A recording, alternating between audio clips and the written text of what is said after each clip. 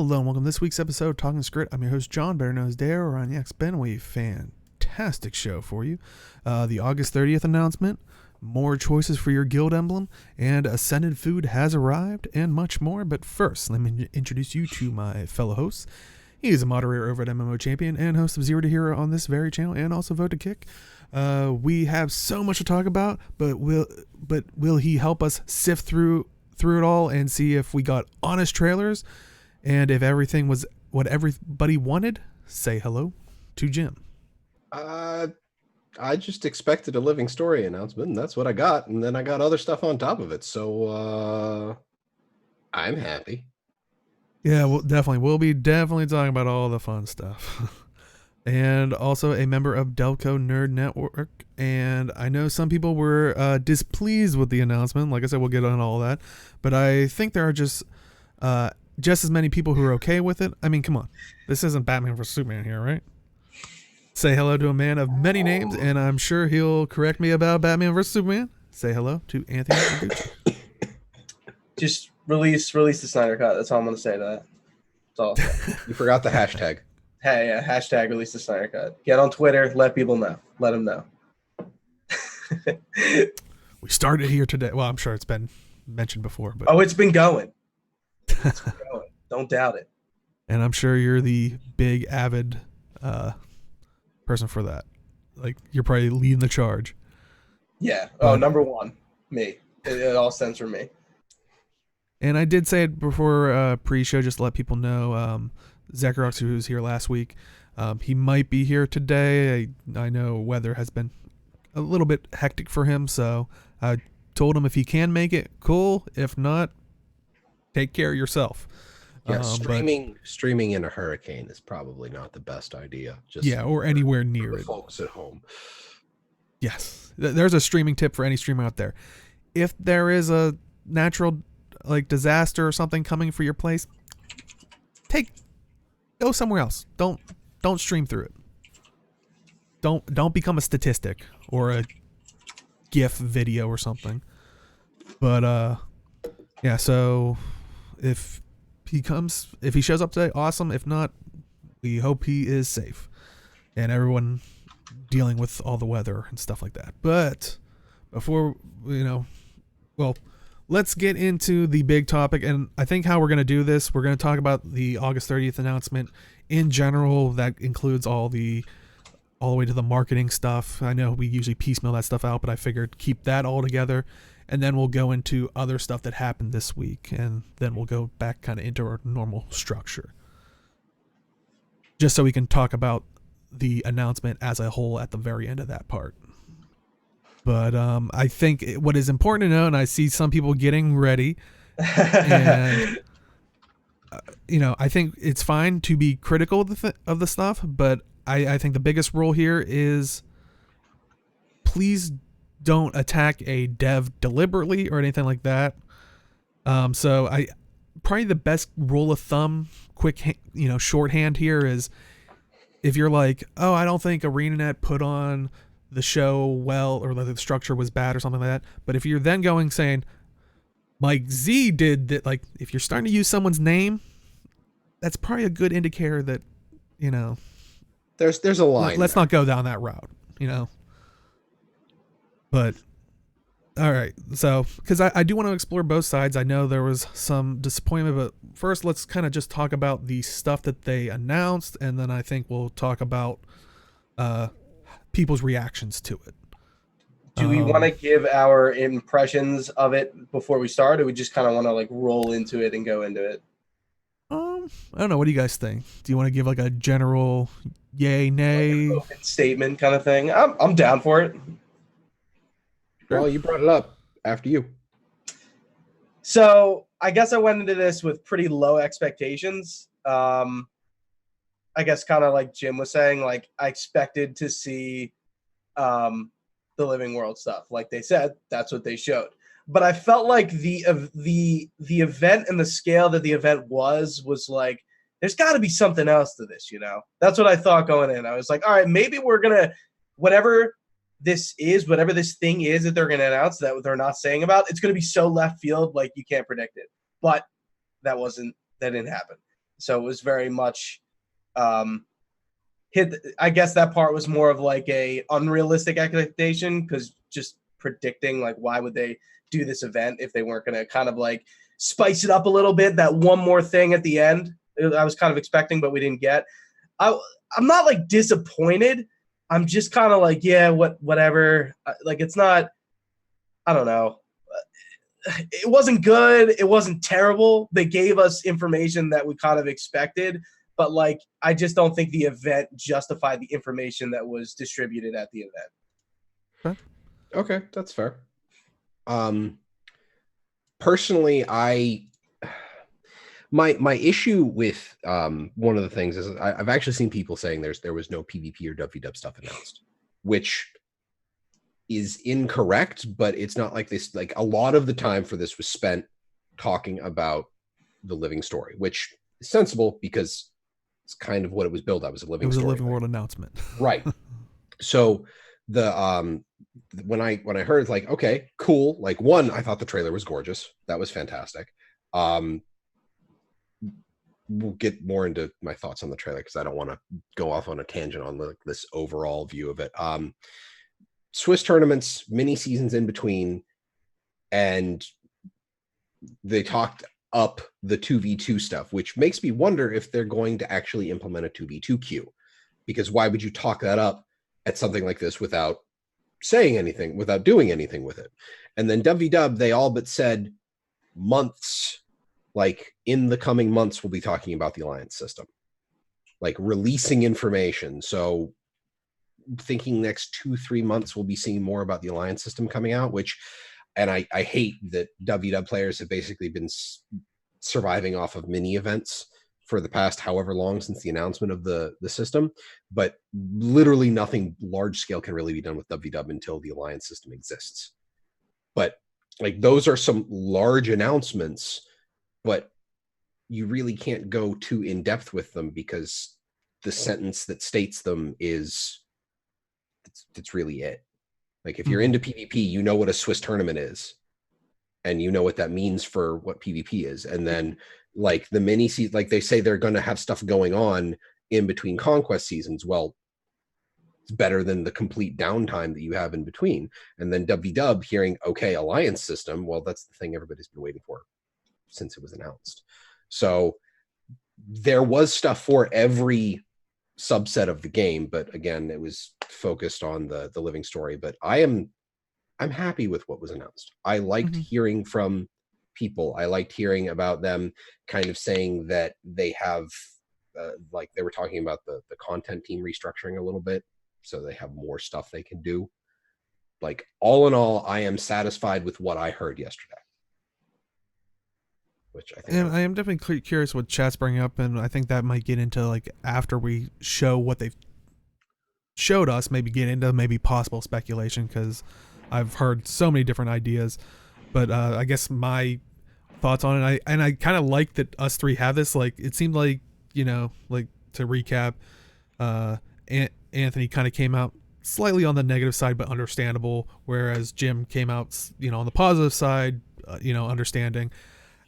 I think I came out kind of neutral in it, of like, you know, previous weeks I've been like, oh, what if they announce consoles? Because, you know, Greg Miller, 5 years ago or whatever, it'd be like a perfect storm type thing. Like, I had a little bit of hype. For me, as I left, I wasn't angry. I kind of like, as I finished the stream, I was just like, like, I was like, kind of status quo. I was like, okay, I'm going to continue to play the story, like. So it didn't have the effect of an expansion or like the hype of an announcement type thing that you normally see with other companies or even previous iterations, where it's like, oh my God, I can't wait to get my hands on it, like, so much. But, you know, I'm just like, okay. And so, like, yeah, so I think I came out neutral and you guys are both on the other side. So hopefully we'll have a good discussion here. But yeah, let's get into the nitty gritty of what they have told us. So, they actually, and I think I have it as a second thing, so I have to try to pull up quickly, but they actually showed off a early version of build templates at the very get-go, which I was actually surprised by. Here it is right here. Wait, where did it they? says working. It shows a scene of someone walking around where they're changing, like And it shows like a switches little to like it. level up Good animation. eye. I didn't even see that. Yeah. Yeah. So 'Cause- it didn't show like UI or anything, which, like I said, I don't know where it is in the development of it, but it was I like don't recognize literally that the first half- 5 minutes, I think. Or Is that shield in the game? I don't recognize that shield. Yeah, I think it's an early gem store skin if I remember correctly. Okay. Like one of the second or third 'Cause ones. that's the Holomancer or the Hollowsmith sword. So I was just well, in chat saying, ArcDPS already has build templates. Yes, but not everybody uses mods or Yeah. add-ons. So Zodiac. Yeah. It is that's Zodiac tab, is correct. Yeah. Yeah, and that's the thing. Like ArcDPS, honestly, it's entirely possible that they may have had a discussion with the dev for ArcDPS, and that informs some of their stuff going into this. Yeah. Because honestly, that's a lot of stuff that Minecraft has been doing. Is a lot of the mod stuff has been incorporated into the base game.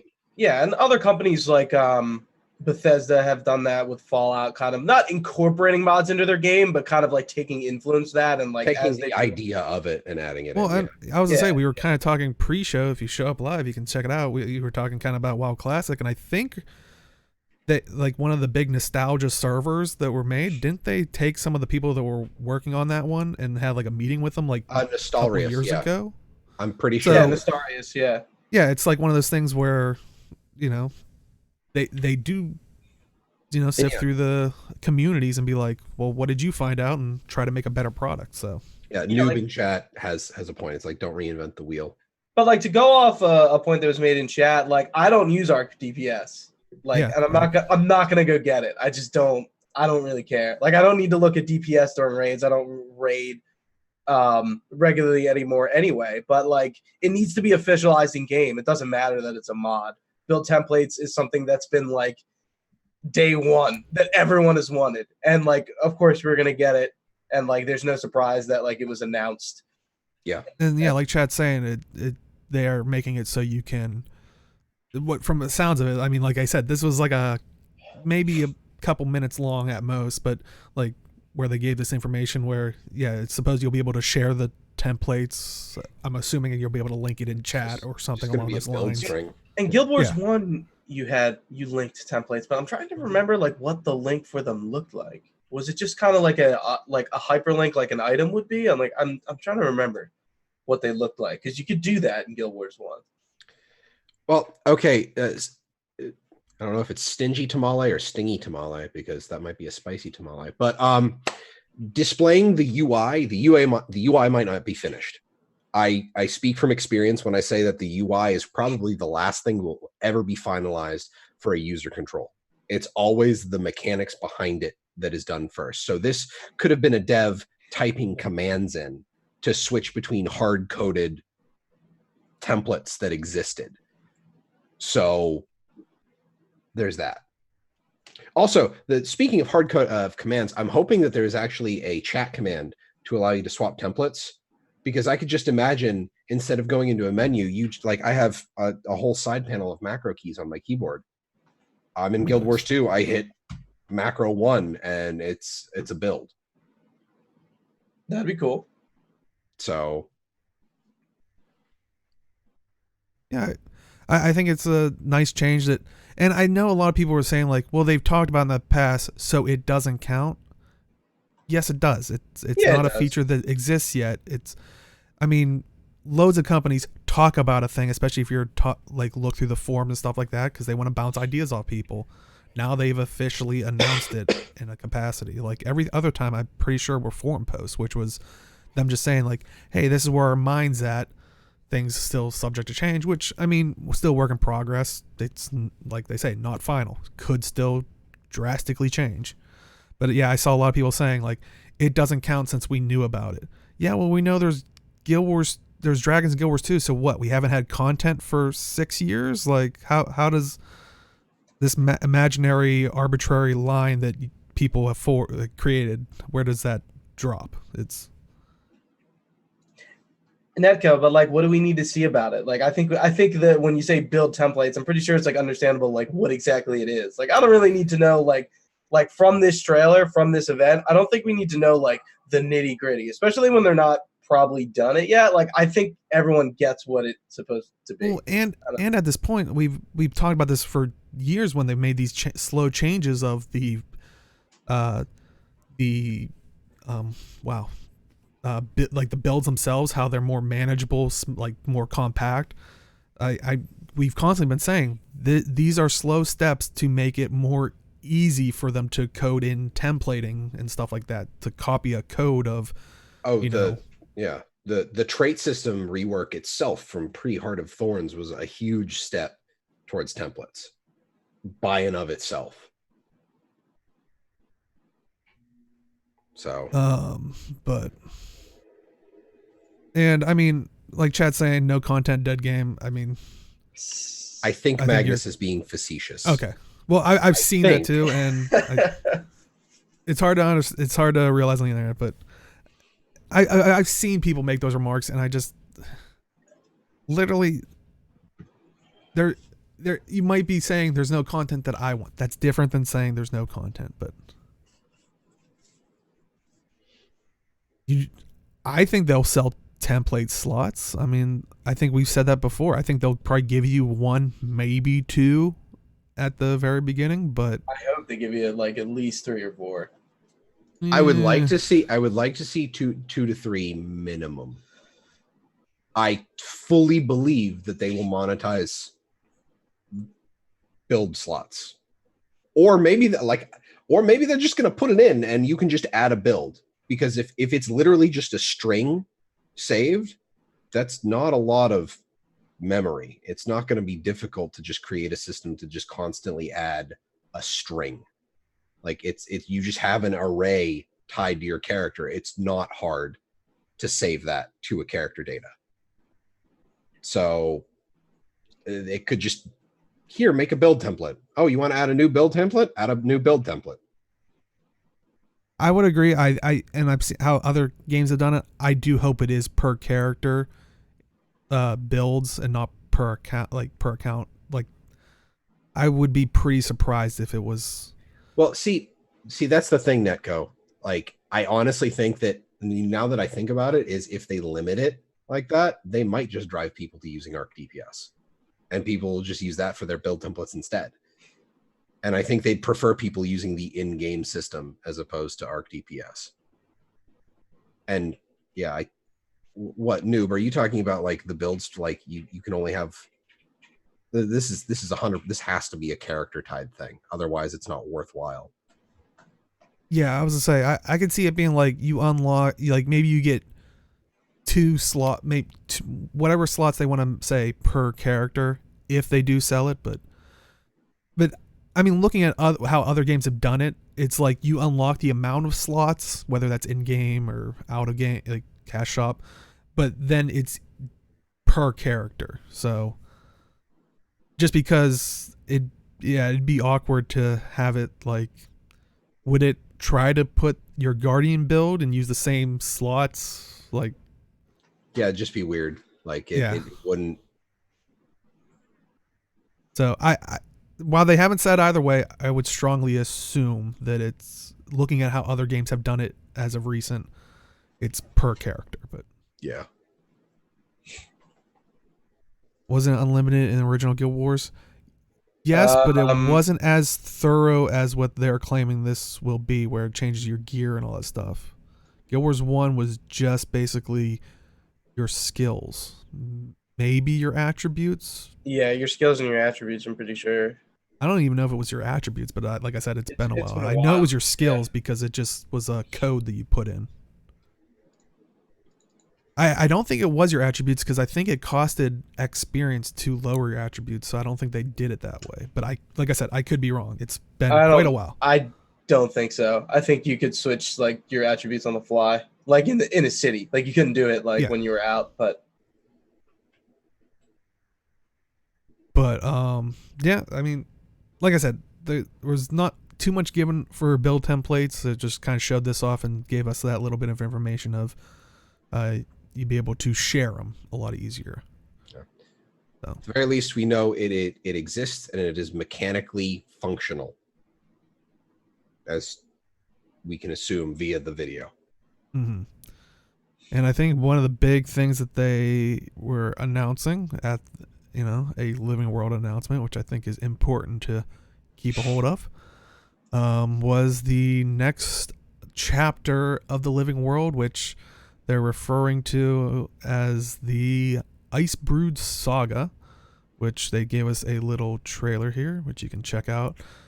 And I do have the closed captioning is from using Google's closed captioning, which isn't quite there right yet, which there are some funny moments of when the voice gets layered with the music. I think there was one where it was talking about the prison that all Tyrians reside in, where they throw slurs or something, and I was like, this is strangely weird wording.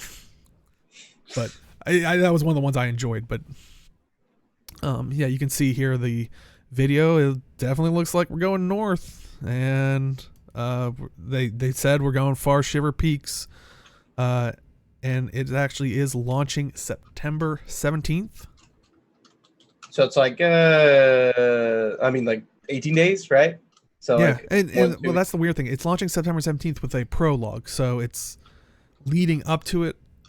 I guess it's part of it, but it's the beginnings of it. Yeah, that I guess we can talk about that later, because we bring it up here, but the way they kind of like label this first episode as a prologue and kind of seem to differentiate the prologue and the episodes, which I think Arlie said it, that it seems like they were doing like, or maybe I heard it on Reddit or we were talking about it or something, that it seems like not that they were doing a season pass, but like, are you going to have to pay for episodes going forward? We don't know. I mean, there's really not like a ton of point on speculating it. It was just the way they worded it seemed like they specifically meant to separate the two, like it was something different. But maybe that was just the way they were talking. Well, I didn't grab the link to the tweet, but before the show, Boots, World of Enders, he tweeted that the word saga has roots in Nordic stuff, meaning an epic story. So we're talking the Norn, it's the Icebrood Saga. I mean, it could just be something as simple as them using language. Oh, I didn't necessarily mean that. I meant like they're calling the first episode the prologue. Well, my only thought with it being a prologue is more of it just being the transition point to kind of jump off the story. Yeah, and that's all it could mean.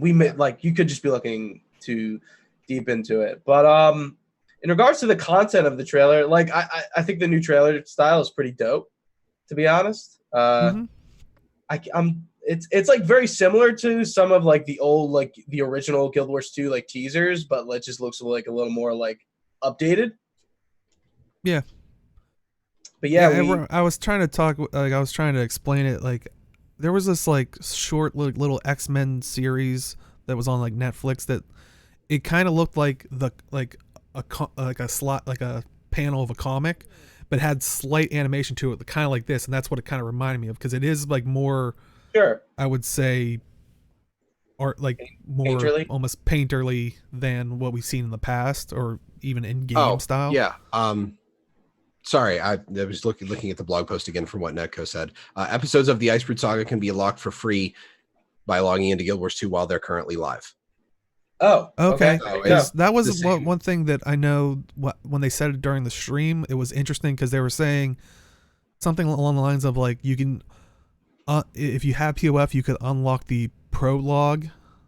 September 17th. Yeah, they almost made it sound like, it almost made it sound like, or is the actual season or whatever they're going to call this, and a separate payment. But if that is on there, then. Which I'm happy if they, like I think we were talking about in the leading up this week, if they made that change and not started to try to diffuse that would have just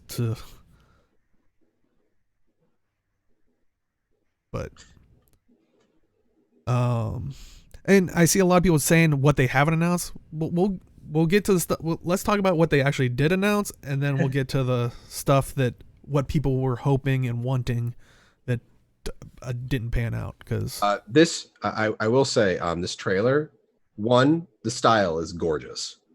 Like I said that before in my overview, like I absolutely love this kind of painted look, kind of going back to the watercolory bit. I think Quo said in the bit back in chat that, it's like the original Guild Wars 2 release stuff a little bit. And the one thing I absolutely love about the sound work on this trailer is the slow slide of the voice from normal to clearly the voice of, where I'm guessing everybody's assuming, Jormag. Yeah, right. So like that gets really, like, that's really well done sound mixing right there, and I'm very impressed by it. And I know it's kind of come up across with the trailer a couple times, but they also did announce during this that now Heart of Thorns expansion will be baseline with POF. So if you order POF, you will get Heart of Thorns as well, and with it the core game. But if you already own Heart of Thorns, you will be receiving a glider skin, like as a veteran thank you. We have it right here, real quick. The image that they showed off. It's like a Morgem themed glider. I think they started rolling those out, but they said if it might take a while for some. So throughout the coming up week, that they're going to be rolling this kind of stuff out. And I think on their website they did say if you did order Heart of Thorns in the last 60 days, it might have been, that they will try to refund, or if you want the veteran thing, I believe. Also, if you just have Path of Fire, they will be granting you Heart of Thorns as well. So you'll be up to date with all the masteries, which starts to make sense a little bit more about how that event that's coming up this next week of the catch up, like increased mastery experience and all that stuff. That's now making more sense since it's trying to put everybody on the same page. This glider, by the way, and I will admit, Nocturnal saying it looks like a lung. Yeah, I didn't really think about that. It does look very fleshy. It's well animated. I haven't seen it in game yet. I messed with it a bit before the show started, and it looks good. Like, it's well animated. It like the turn animations and like the lean technique stuff. It looks good. I like it. I don't know if I'll have a character I'll use it on, but this isn't something they just kind of tossed at us. Like, they actually put work into this thing. Good to know. Yeah, so you will be receiving that as a veteran player type thing if you have Heart of Thorns, and so. But going back into the point of hot being free with Path of Fire, that's like a pretty common practice if you play World of Warcraft. I don't know when they started doing that, but like as they more expansions, if you got probably like Mists of Pandaria, you got like all the other expansions. That's like kind of something I feel like they just have to do eventually, because it's just going to get convoluted and annoying. So that was a crazy surprising thing to hear. It's like, oh, okay, yeah, it was going to happen. They did that with EQ when they used to have so many expansions. They used I remember there used to be like a bundle that had basically get EQ and their 10 expansions, so you can buy the next, like, it didn't even have the most recent. Like, you still had to buy like another one or like two more after that, but it was like, here's the catch up bundle. Like, well, I think we talked about this when Path of Fire released, is that the way they were selling things was kind of weird, in that you could have a free account, a core account, a Path of Fire account, and a Heart of Thorns account. So like it was kind of weird, because previously, like Fenris was saying, like in the world of MMOs, if you buy the latest one, you kind of get everything else along with it, usually. So it's kind of nice to see them kind of making this a little easier to deal with, I guess, is the thing I'm getting at. Yeah, definitely. And I know we kind of joke about like a lot of people joke about of referring to Angry Joe's original review, but I still remember, and it's a good point of why Guild Wars 2 was so different. Was, it's like with an MMO, it's like, okay, you bought the game, well, here's a now you need a sub, now you need that, like, you keep paying. Guild Wars 2 straight away from that, but then when the expansions were like separate purchases, It's like, okay, I bought the newest expansion. It's like, oh yeah, but if you want this, you started to get that feeling of you're opening your wallet again, and it was almost having a sub without a sub, or that upfront cost. That so I'm glad they are minimizing it. And yeah, Tamale, I sent the video to my my one coworker, and she's a big Game of Thrones fan. She doesn't even play Guild Wars 2, and she's like, yeah, that ending shot there, that's the White Walkers coming out. Oh yeah. And I'm like, yeah, I've seen that shot. And I'm like, but the problem is the Icebrood, it's kind of hard to not take that inspiration from that shot, because that's a fantastically worked piece of cinematography with just the horde walking out of the wall of snow. Like that's yeah, it's pretty great. But as you can tell, this season, and this is where it was awkward. I don't like. Maybe we'll talk about it because they refer like. I think Greg Miller kind of picked them up on it of like, you referred to it as a season, but you wanted us to make sure to refer to it as a saga. And maybe we should even address that before we get into the actual story bit of it. But and I know you were kind of hinting at it, Jim, about you said it was Boots that said Saga was kind of like Nordic for like an epic story, but it seems like they're like, and this is maybe where I'm a bit confused on it, is it seems like there's like features attached to it, so it's not just trying to find a cool name for it. Because I think when they brought up like, well, what's the difference between a saga and a season? The saga is going to allow them to, since they now have what, 4 development teams, they said. 4 content teams, yeah. Or content teams, they can cycle stuff in, and they said that you could still get this, same living story content that you have expected, but also stuff in between, and it could be different things. And they said more interesting things. They said even some things that they want to try, and I think they were alluding to the strikes that we'll talk about shortly. I don't know if there's more that that they have planned. Who knows? But it almost feels like a saga. Like if we're having like a network here, it's like Saga's the overarching thing, and then underneath you have current events, living worlds, seasons, or whatever. Like they. And like whatever else, the other content bits that like make up the saga or something. At least that's what it kind of sounded like to me, because they didn't really go too much into describing what a saga is and how it's different. I feel like it's really just words. Words. I think it's just, framing. It's not really anything structurally different. I do think that with what they mean by, allowing them to do more stuff, I think we're going to see more stuff outside of the, giant content drop for the story instances. Mm-hmm. That's what I'm hoping anyway, is that if they're talking about they're going to be changing their delivery method with the multiple content teams, that not everything is going to be all bundled into one big story patch, and then we have to wait for the next big story patch. So that's what I'm hoping. And I'm hoping like even current events get expanded on, because I would like to see more stuff going on. It's a big world. I'd like to see more stuff. Maybe, who knows, maybe even the current, like the team will be updating some of the zones so they're not time locked. Well, they even said that it could be a combination of like new zones going back and doing stuff to old zones. So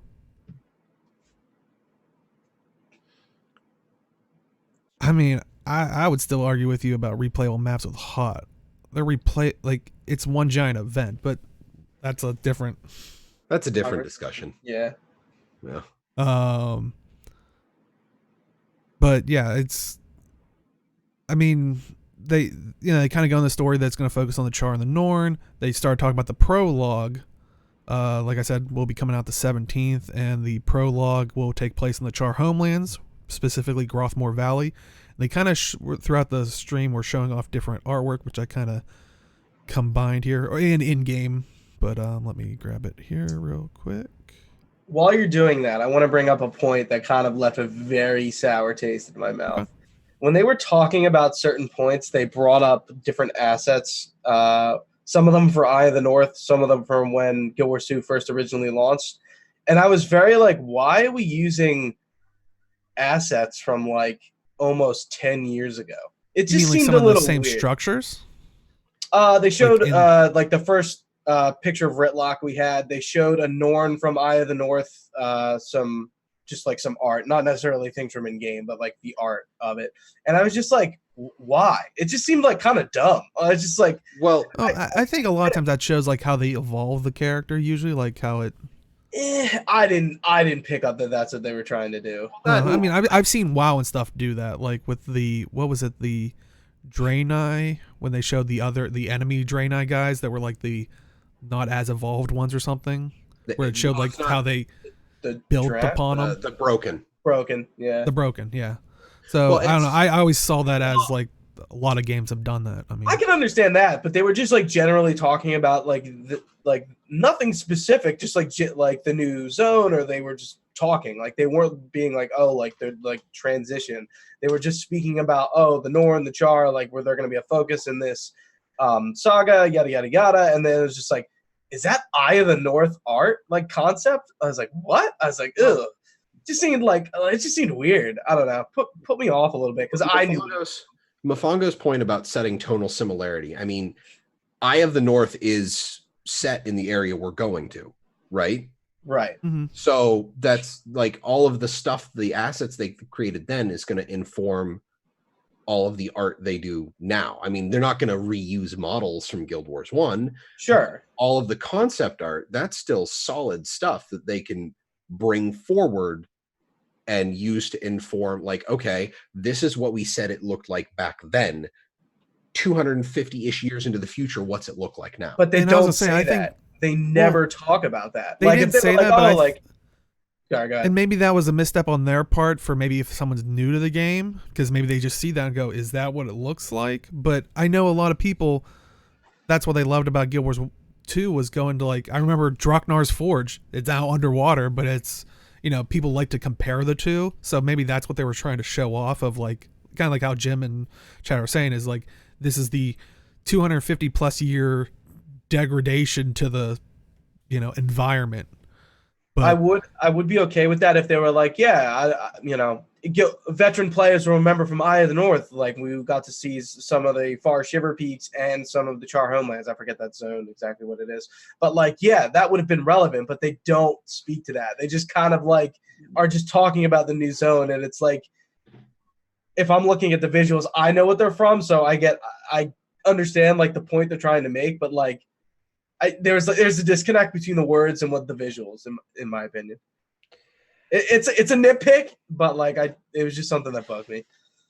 I don't know. Like I don't think it's really like it doesn't matter in the grand scheme of things. I get it. I get it as like a nitpick, and it's just like I think because I'm certain there are going to be people who saw it and actually treat it like it was a flaw in the argument and will use it to harp on the presentation. Like if you see it as a nitpick, someone is going to take it to a further degree than you. It's one of those things where I don't. You cannot expect them to anticipate every single reaction that could possibly be had towards the things they're presenting. Mm-hmm. So if they are looking at their finite time and saying, okay, we have X amount of time to present this information, and we have this art that a lot of the people in the room will understand, and then everybody else who's around will be like, okay, the people who are watching are going to either already be mildly interested in Guild Wars 2 if they're not already playing it, or know someone who is interested in Guild Wars 2 because this person has been trying to get them to play it. And they turn like, why does that stuff look old? Oh, that's from back then. That's the area we're going to. And then, you know, people can talk and learn and seek out information.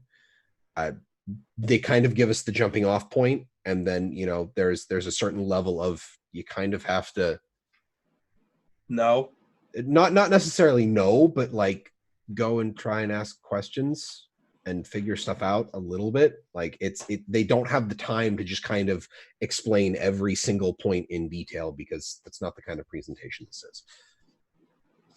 It's kind of like getting people interested. It is one of those things that it could have probably easily have been avoided if there was like maybe even put a thing of this is what it looked like a little tag of like this what it looked like in Guild Wars 1. A watermark. Yeah, even the watermark of the Eye of the North logo probably would have made it better. But Because yeah, I Right. am sure there are some people out there that maybe looked at it and go, "This looks like a game from 2005." Well, yeah, it Well, was. it's like, a oh, game is from this new art? 2005. No, it's not. Or yeah, like just showing the evolution or something. I think that's what they were trying to go for, because I have seen other games do that where it's like, this was our first iteration of it and this is how we built Here's what it looks upon like it. now. So yeah, I guess my critique, now that we've talked about it, is within the wording of like what they were visualizing and what they were talking about did not really like coincide. But we could talk in circles about it. yeah. Also, they talked about with the prologue. Like I said, we're going to Grothmore Valley. As you're kind of seeing here, it's gonna basically. I think maybe because it's a prologue, people are like, "Oh, it's episode 1." Think of it as a prologue. This is setting up a story. You're probably not going to have a lot of combat in the story, maybe some here and there, because they do talk about like Colosseum battles, celebration, like, but they also show celebration stuff. You saw like basically the Tyrion like Char metal, rock yeah, concert. the Char, yeah, Rock it's concert, yeah. so. But I like the idea of it. Is they were even saying that, after all this stuff has happened, all the legions are gathering, including the Flame Legion, which that's kind of a big deal because Yeah. Just a tiny bit, yeah. Yeah, definitely a huge deal. I don't think they've really brought up the Flame Legion since the personal story for the Jar, and that's something that I went through and Nope. remember. I mean, Citadel of Flame? Fire? Flame or fire? Citadel of Flame. Thank you. I think. And yeah, that's pretty much all you hear from the Flame Legion. Definitely were not a focus in the story to any degree. They came up in the Scarlet Saga. I don't know who brought up the reclassifying all of the stories into sagas, but in the shit, I forgot about that.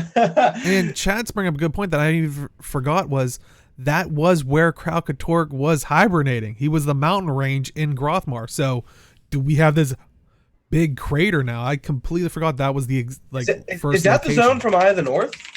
Yeah, that was Really? like where the ridge line was. That was one that of name. That name does not ring any sort of bells, so I'm gonna wiki it. I know Yeah, that like there was a lot of siege devour. Like you can use them as, but you were busy was a dealing with beautiful other landscape. stuff when you were there. It's not surprising you missed it. But yeah, and chat's also saying and Sanctoth Valley was the other one, but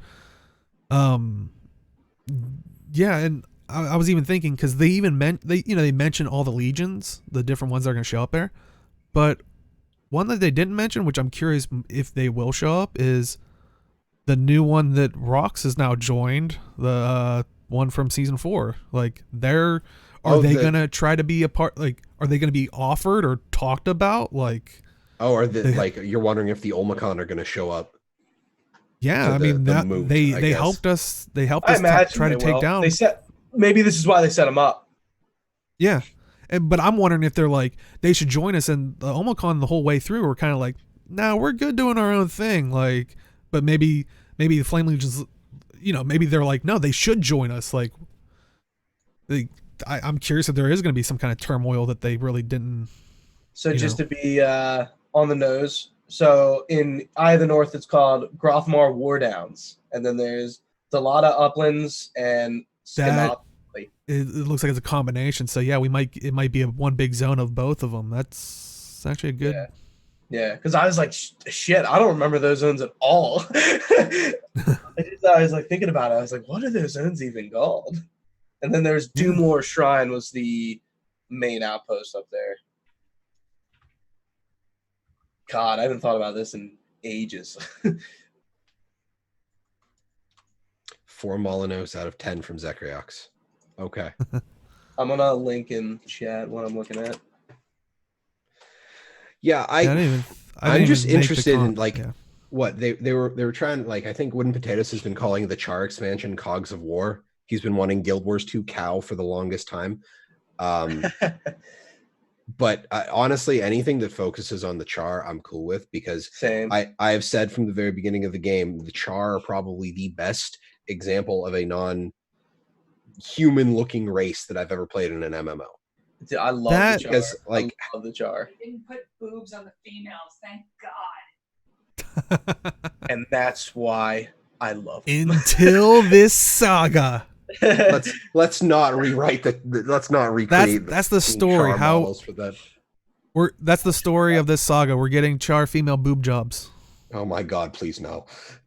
I actually enjoy the fact that they didn't just try to make sexy cat girl for Char females. I like that. That's why I like the Char. That and you're basically playing the villains from Prophecies.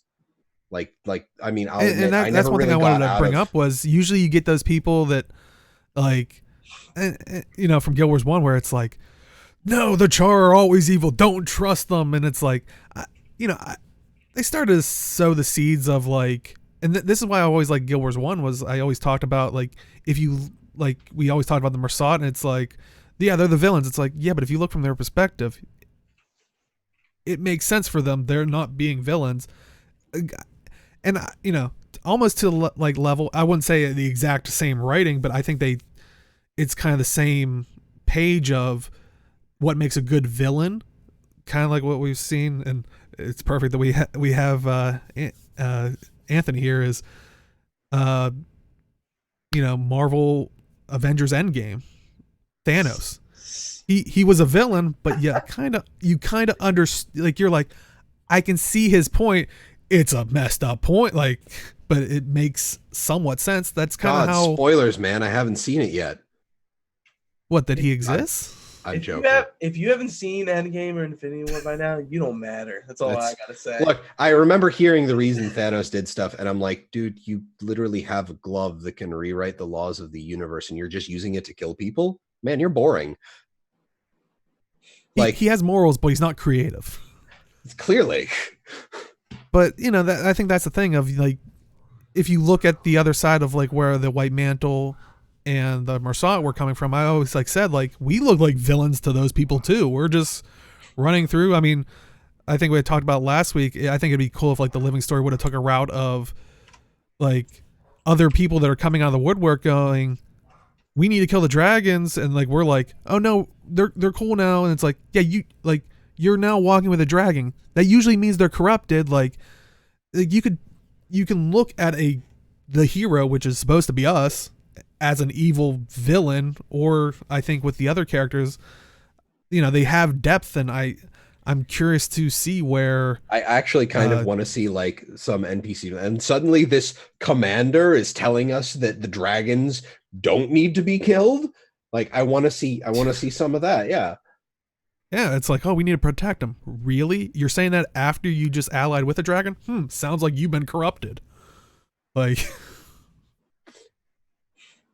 but yeah, I'm definitely curious, and I've always been interested like that with even like some of the characters in Guild Wars 2.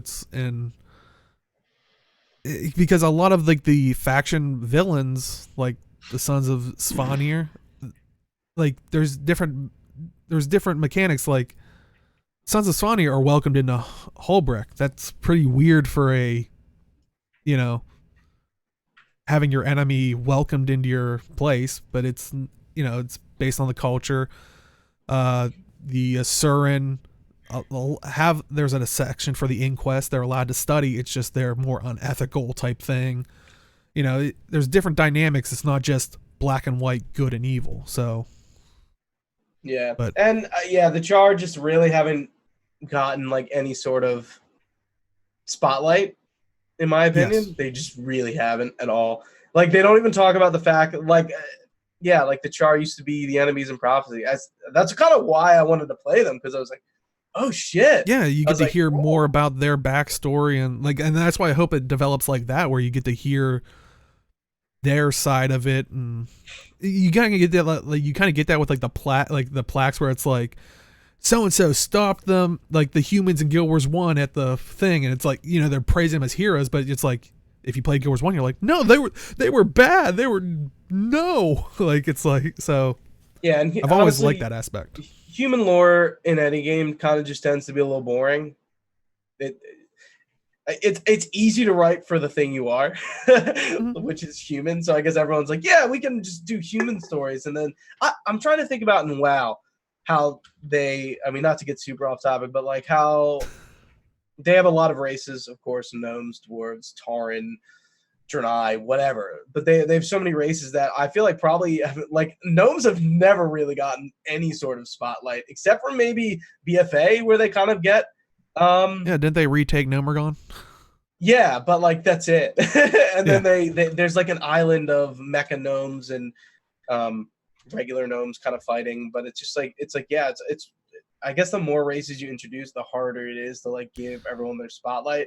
But Guild Wars 2 has always seemed to be focused on Sylvari and humans mostly. Asura kind of gotten a little bit of spotlight, like a tiny bit. I wouldn't say like. Would you say a tiny bit? I didn't do it on purpose at all. Yeah, I would say you know, you're right. I think like the core game kind of focused from the human perspective, and Heart of Thorns kind of did it from like Sylvari perspective, and then it kind of redeveloped more human stuff in POF. But I think the whole WoW, you got development for the Asuran because they were the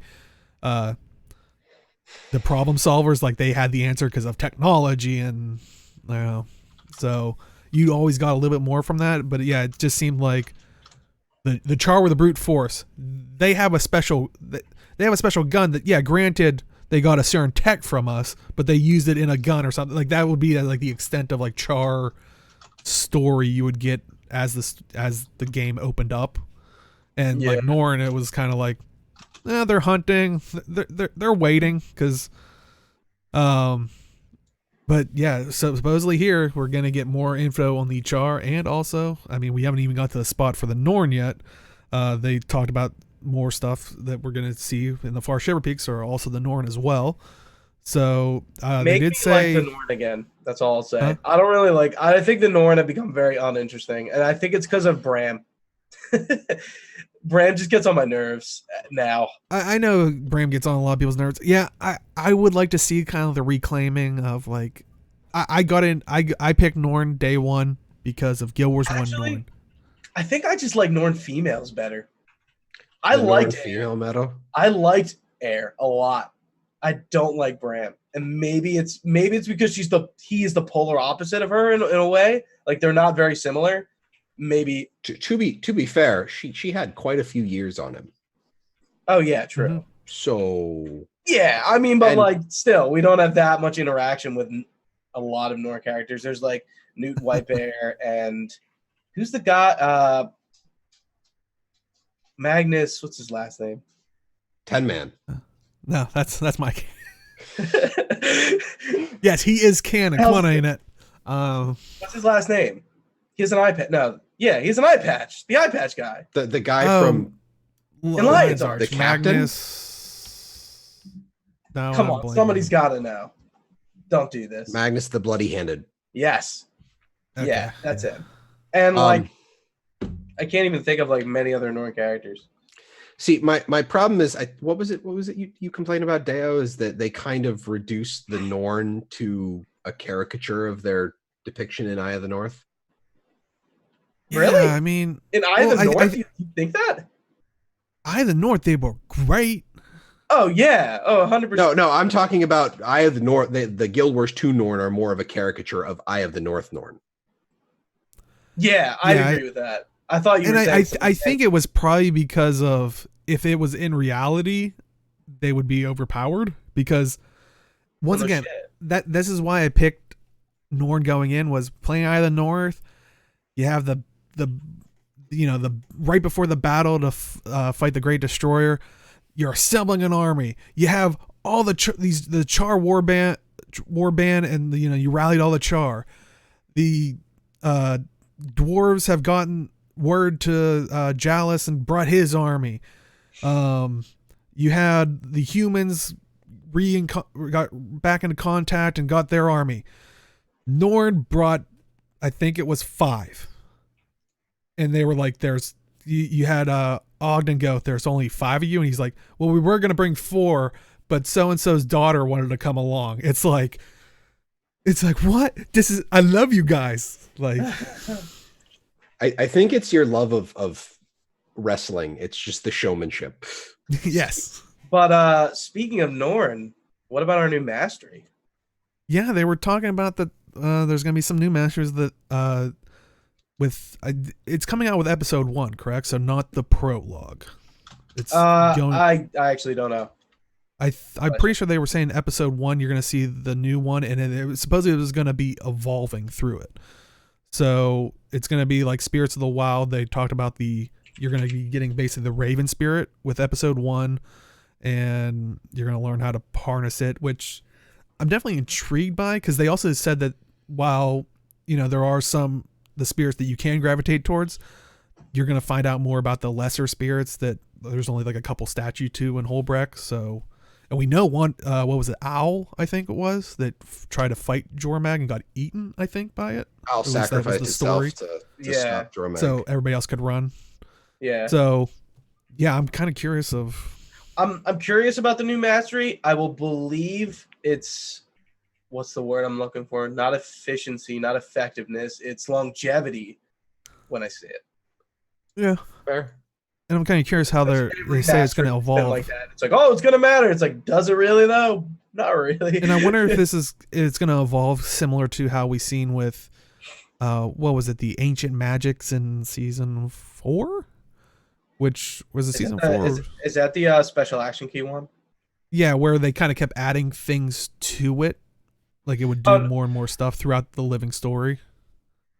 Yeah, where you'd get hit with the basically the Bloodstone aura thing, and you'd have to hit the special action key to do the feedback.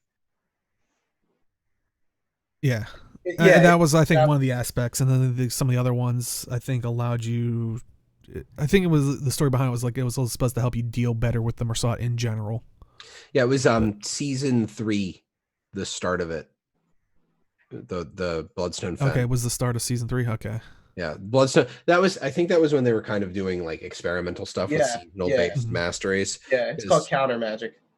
Yeah, because season 3 was like really them kind of spreading their wings with the mastery system after the Heart of Thorns launch. And that actually raises a good point. We saw in the trailer Kodan, and someone's bringing up a chat, make Coda's warmth useful. Like, yeah, I mean, and this is what they're kind of doing, is they're trying to give everybody the at least expansions. That's a living story one, so hopefully we get some kind of. Well, that was actually something I wanted to bring up, is they basically stated that we're going to see bouncy mushrooms and other like Heart of Thorns stuff pulled forward into map design, which means that Dragonfall is no longer an exception. It is the standard for design, because Dragonfall had Heart of Thorns in season 3 masteries. It had the updrafts, it had the bouncy mushrooms, it had other stuff. That's fantastic to see, because that's all a lot of really cool stuff. And the whole point of like making like that, they kind of introduced masteries as like the Metroidvania style stuff. If you kind of leave it in the dust, it doesn't really fill that purpose. So Mofongo, I hope Coda's warmth shows up. That would be fantastic. Yeah, it would make sense. I didn't think about that, but again, like going back to the longevity of masteries, I think something like that should happen. But I don't know how they are they going to be like, oh, you have to get this mastery from like 4 years ago. Well, and I was gonna say, I think that's my only worry, is it might not have a big part, but it would be a nice nod if we're in a Kodan area that it's useful for something, but it might not be a big part, just because once again, while they have bundled hot and POF with the game in general, and it catches all those masters up, that's still a living story one, which is would be a separate purchase, which we've seen them try to steer away, or at least create other viable options, because they know not all the players will have that. So maybe it will be like a nice little hidden Easter egg, or maybe a bonus chest, or a couple, or something. But I hope if we're in a Kodan area specifically, that maybe it would utilize that mechanic again, because that, like we're saying, is they're trying to go back and utilize them, all of them more. Hopefully they don't forget about the living story ones. What I like, kind of getting a little off topic from what we're talking about, but episodes 1 and 2 are supposed to be more tonally different. And I know me and Jim are totally about the Lovecraftian aspect. Oh my God, Bone Skinner is ready. Yeah. Oh yeah, I Bone do have Skinner's that. ready. Yeah, for people that aren't Right. aware, they did talk about a new creature called Bone Skinner, which let me pull up the image of that, and I apologize for your nightmares now. I like I'm hyped for this. Bloodborne. I'm playing another character in Bloodborne right now. All right. Eldritch Horror is so much my thing that I want to see this so badly. The vine, not the vine rats. What were the what was the thing that what's her face from the Nightmare Court turned into? Prime no. Vine Tooth? Vine Tooth, yeah. I was gonna say Prime Tooth. I was like, that's on it. Yeah, like they kind of remind me like, yeah, they do look a little vine toothy, but like they were talking about this thing like it's going to stalk you. Like I imagine it's being like not like huge, like kind of like, I don't know, Minotaur size. Like it's not like big. Oh, I thought you were gonna say it was tiny. I was like, because I was reading chat and they were saying hopefully it's gonna be like a smoke scale on steroids. I was like, what if it's like a smoke scale on steroids combined with the annoyingness of the flocking of the little tiny ankle biting raptors, pocket raptors. Like, oh my god! Like when you were about to say that, like you were hoping it was like smaller, and I was like, dear God, did he just read my mind? Because that would be a nightmare if a bunch of these just scurried out of nothing and just like leap, scream. Yeah. Excuse me. Going back to that point though, bringing up apparently it's going to get tonally different. I kind of like hearing that because I feel like a lot of Guild Wars 2's writing and narrative has gotten very Marvel-esque, and if you've seen a Marvel movie, you'll know what I mean. Just like how like the story seems to be there. It's definitely there. It's definitely a thing, but like comedy seems to like break through whenever it can, and I don't really. I hate that. After a while, I get very annoyed by it. I was gonna say, because they did even talk about it, and I think you can kind of see it with this, is they're wanting to take a darker tone with the coming up stories. Now, a lot of people are like almost trying to think of it like, I don't think they're going to take it to like an M rated, like they're not going to change the rating of the game or anything, but I don't mind when a game takes itself seriously. I mind when a game doesn't take itself seriously. Like, not everything's a fucking joke. Like, oh, noob. Good. Yeah, they're going DC instead. Exactly. This is why I like Batman v Superman. It all makes sense. Full circle. Boom. Done. Hashtag release the Snyder Cut and cut. Okay. But seriously, I feel like there is a time for comedy, sure, but like a movie doesn't need to be like funny, or a narrative doesn't need to have comedy in it just to be like effective. I will admit, in as much as I've seen of the MCU, a lot of like the comedy kind of breaking through as people quipping jokes, and basically it's just that little dash of Spider-Man over everything. Yeah, and that's what they do in Guild Wars 2. Now, my only problem is I always took the comedy from a lot of, especially from Timey and Bram, and then later on from Blix and Gorick. I saw it more as trying to use humor to cover desperation. Yeah, but that's like such a trope. Like I realize that, very much a part of his character, and I like it because like it just works. I feel like Timey and the other Sura characters just kind of like are always like being funny to be funny. So Canuck equals Aquaman. Now, are you talking about current Aquaman that's kind of cool, or like I wouldn't say Canuck is very like show off you're cool. Is it overused? Yeah, probably a little bit, but at the very least, I feel like the Guild Wars 2 Living Story characters are a little more human than a lot of the Marvel characters, so to speak. Which is a problem because we got Char and Norn, and they feel more vulnerable. They feel more mortal, I guess. Yeah. Like, heck, even in all of the stuff going on with the MCU, Captain America is really just a human plus, but I never really had a fear that he was going to die in any of the movies I ever saw him in. I always feel like it's entirely possible for a character to die in the Guild Wars 2 story. I don't expect it because it kind of fit the whole heroic group fights off the world-ending threat thing, but I always kind of felt like there was that possibility that someone could die, like that they actually might have a problem. And then it does happen with a couple characters, except Irene got better, but. Well, to be fair, I was gonna say they even killed you off. It's just you didn't stay dead. But yeah, so that's one of the things we'll be seeing in the new area. But they also talked about one of the new world bosses that I think they said was going to be coming with episode 2, which was I think we even talked about it last week. Of one of the old zones had a frozen creature underneath the water of Drakkar Lake. Well, people were like, "Oh, I wonder if that's its actual name. Who knows?" But when they said Drakkar at the event, and like I swear to God, one person like cheered. I was like, "What?" I was like, "Oh, come on!" I was like, "Seriously?" I was like, "No Guild Wars Eye of the North players." It was a little like, "Oh, what? Really? Nobody remembers Drakkar frozen under the lake in the zone I don't remember the name of, which it could have been." It was Drakkar Lake. I specifically remember it because Deo brought it up some weeks ago on the show. Dude, I feel like in Eye of the North, that was the most talked about thing was Drakkar. Like, what was he? Yeah, like, I feel something. Yeah, is it Drakkar's Lake? I'm pretty sure you're right. Yeah, it is. Yeah.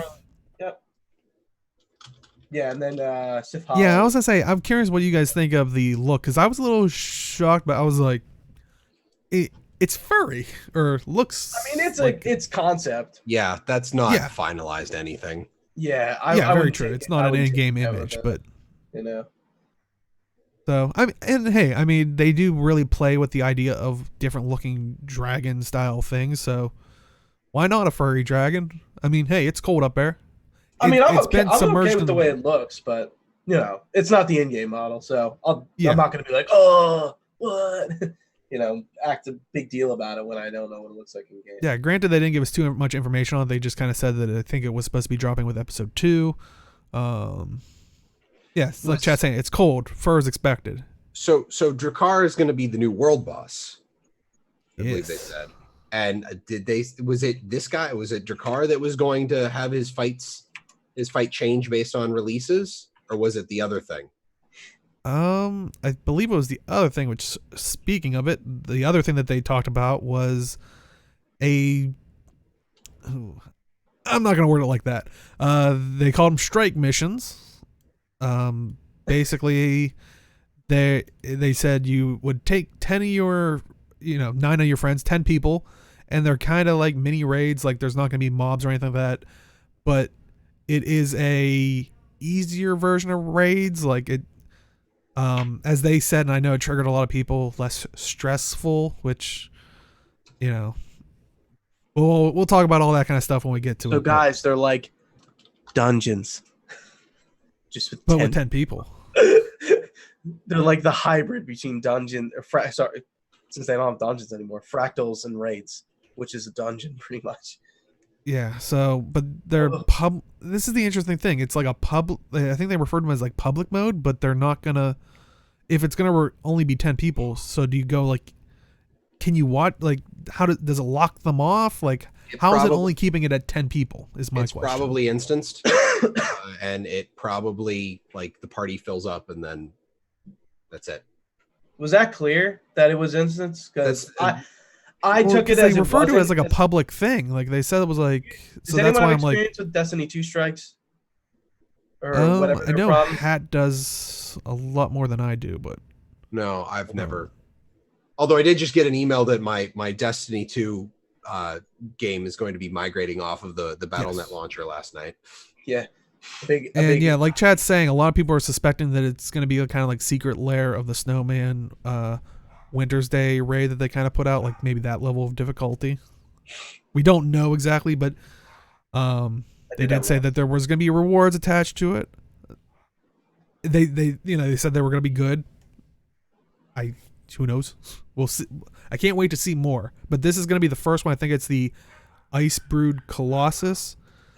And so it's going to be the first one that you're going to see. And like Jim was saying, the boss will return more evolved when you give him ice stones. So I guess you can increase the difficulty or the mechanic of it. Maybe make it to a level of a raid boss. Who knows? I don't know. But if it tiers like that, we were talking about last week during the after show. I think that's how raids should have been. Of you created, like, there was a 10 level system, and the mechanics would happen maybe sooner the higher you went up to make it more difficult, and the rewards would get, progressive as well.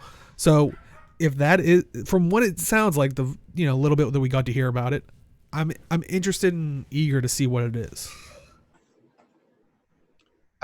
If this is supposed to be like the training wheel raid, that's basically like you can get a group together and do a one-off boss. You don't have to go to the raid hall.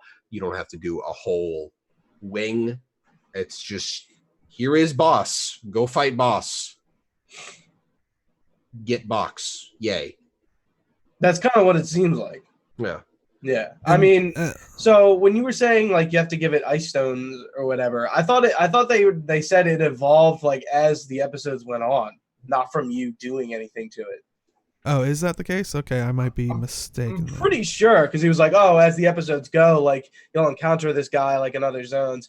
That is a very ArenaNet thing, I feel. They like to do that kind of thing. Is it just me, or am I wrong? They like to like evolve enemies or like evolve. Yeah, they like to change up the game. It keeps it fresh. I mean, that's what the Living World was I'm originally. talking about like making an enemy, like carrying it through like zones or whatever. Well, because it gives a sense of progression. Sure, I mean, like it gives an idea that a thing has happened and has affected the rest of the world, which you really don't get in a lot of MMOs.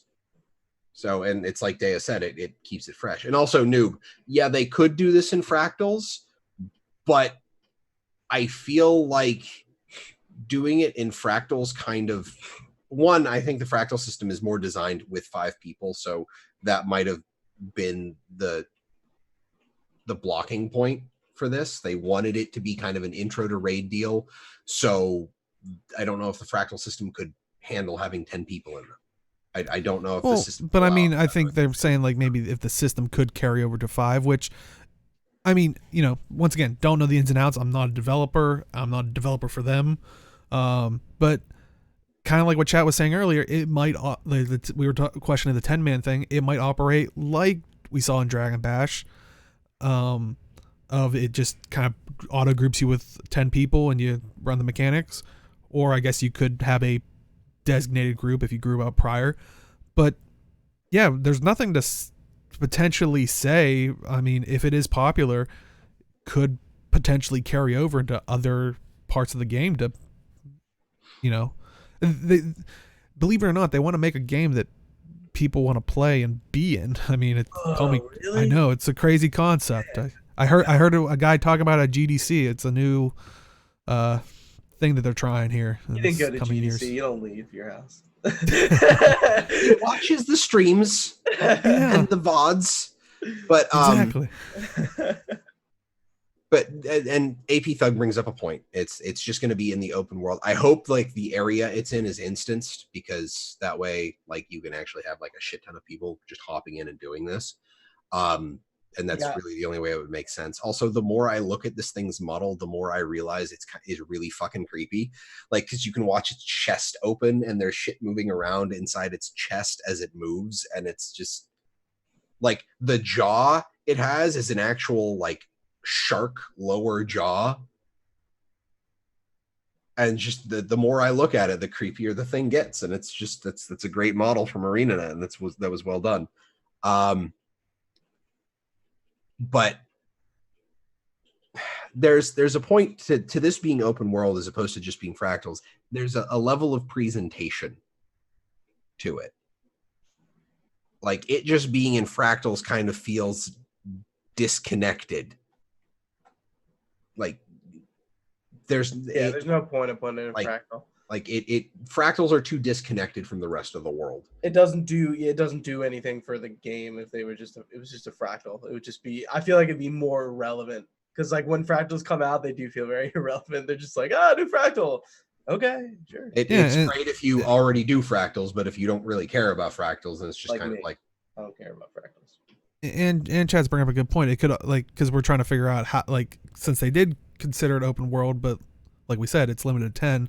It could also work like a system of, you know, it kind of announces that the rift opened, like a temporary gate opens up, and you know, so you can't just constantly farm it. So yeah, there's multiple avenues. I can't wait to hear more information of is that how also those how the things difficulty scales and also how often you can do it.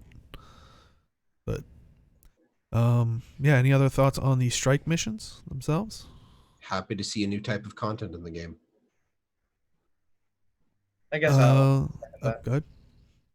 No, you're good. I think it'll be pretty fun to try out. I mean, a quick little thing that they did drop, they were talking about PvP. They talked about the 2v2s, what was it?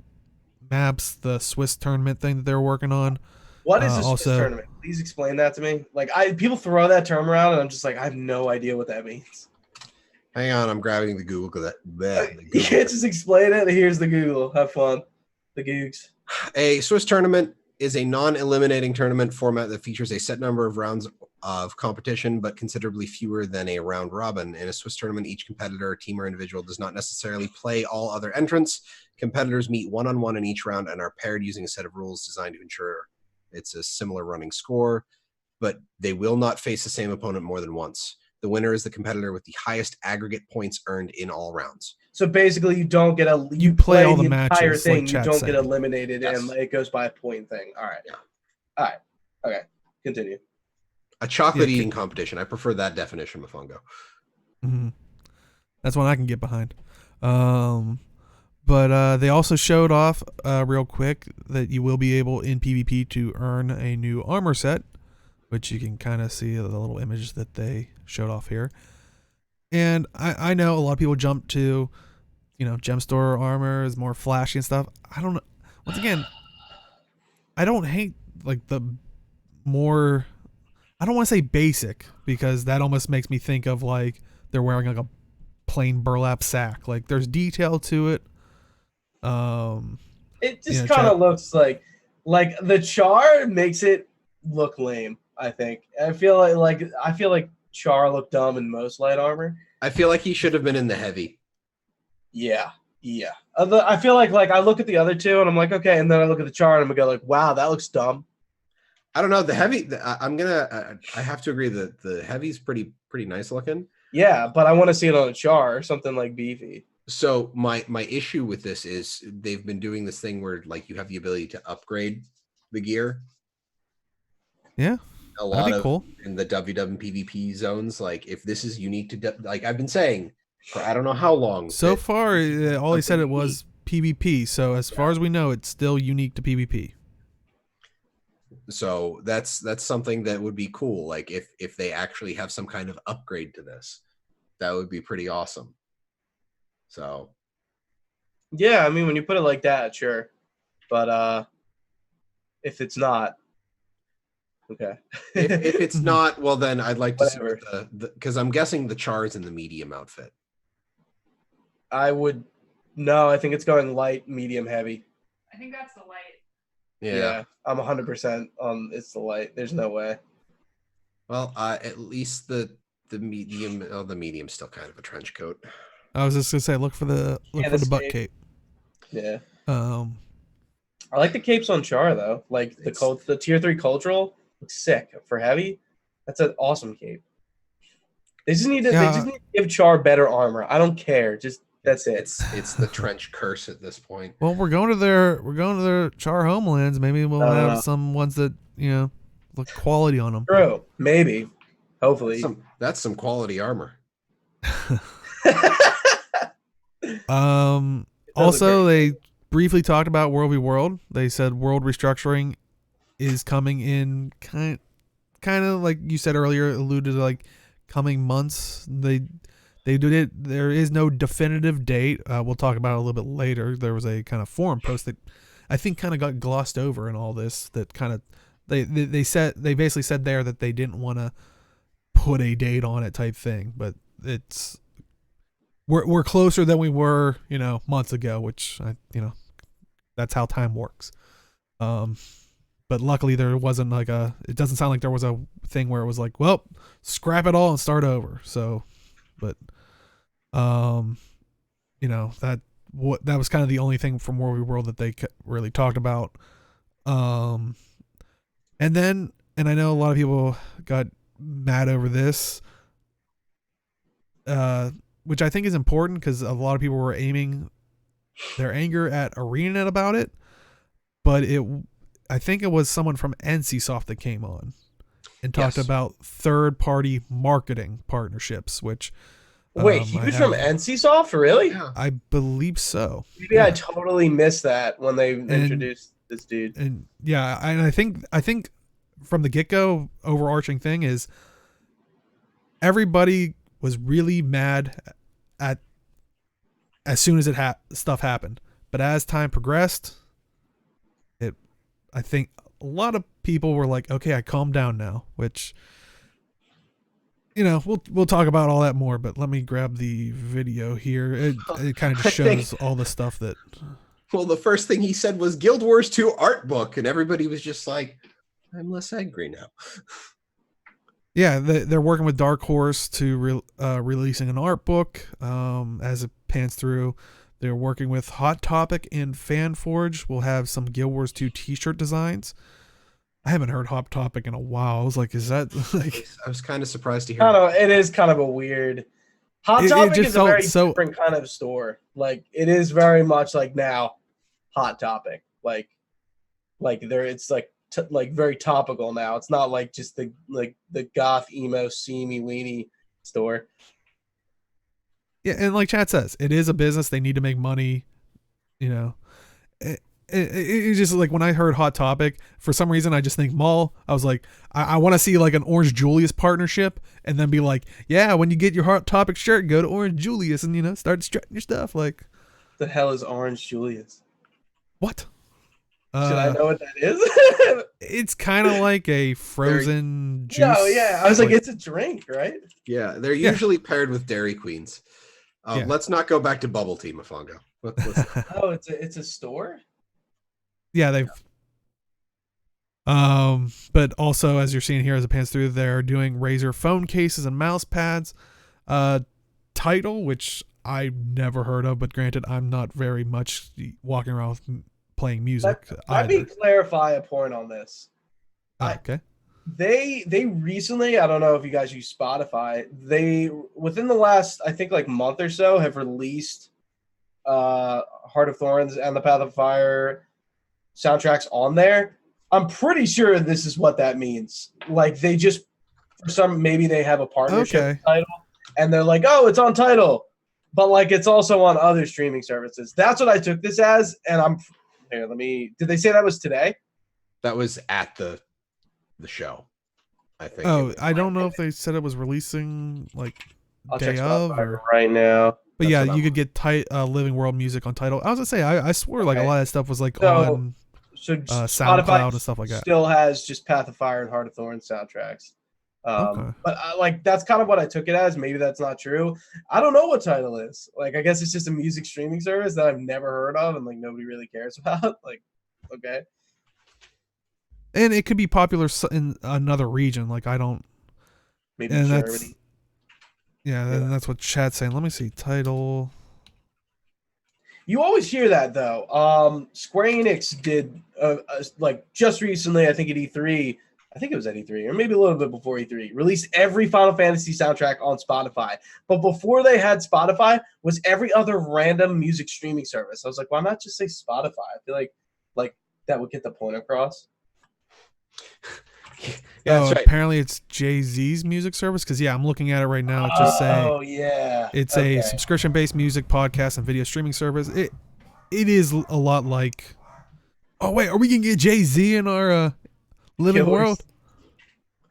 And now a new tie-in promotion, Jay-Z. Yeah, Jay-Z story mission. Mm-hmm. Also, you're seeing as it pans through, they have a deal with Funko Pops for some Guild Wars 2 characters, and as you see them They when look you're dope. seeing them there. The great thing is, if you buy a Funko Pop, you also get a code to unlock a mini Funko pet with each collectible based off of the one that you get. So they have the Arene one, what was it, Ritlock and Joko. So Yeah, I think out of all the things within this, that's the best. Think the Funkos look awesome, and I'm not like you can see my shelves in the back. I don't collect Funkos. I buy like statues, but they look really cool. They look really detailed, and sometimes Funkos are pretty plain looking, especially for like superheroes, like Flash and like whatever else. Like they tend to just look a little like.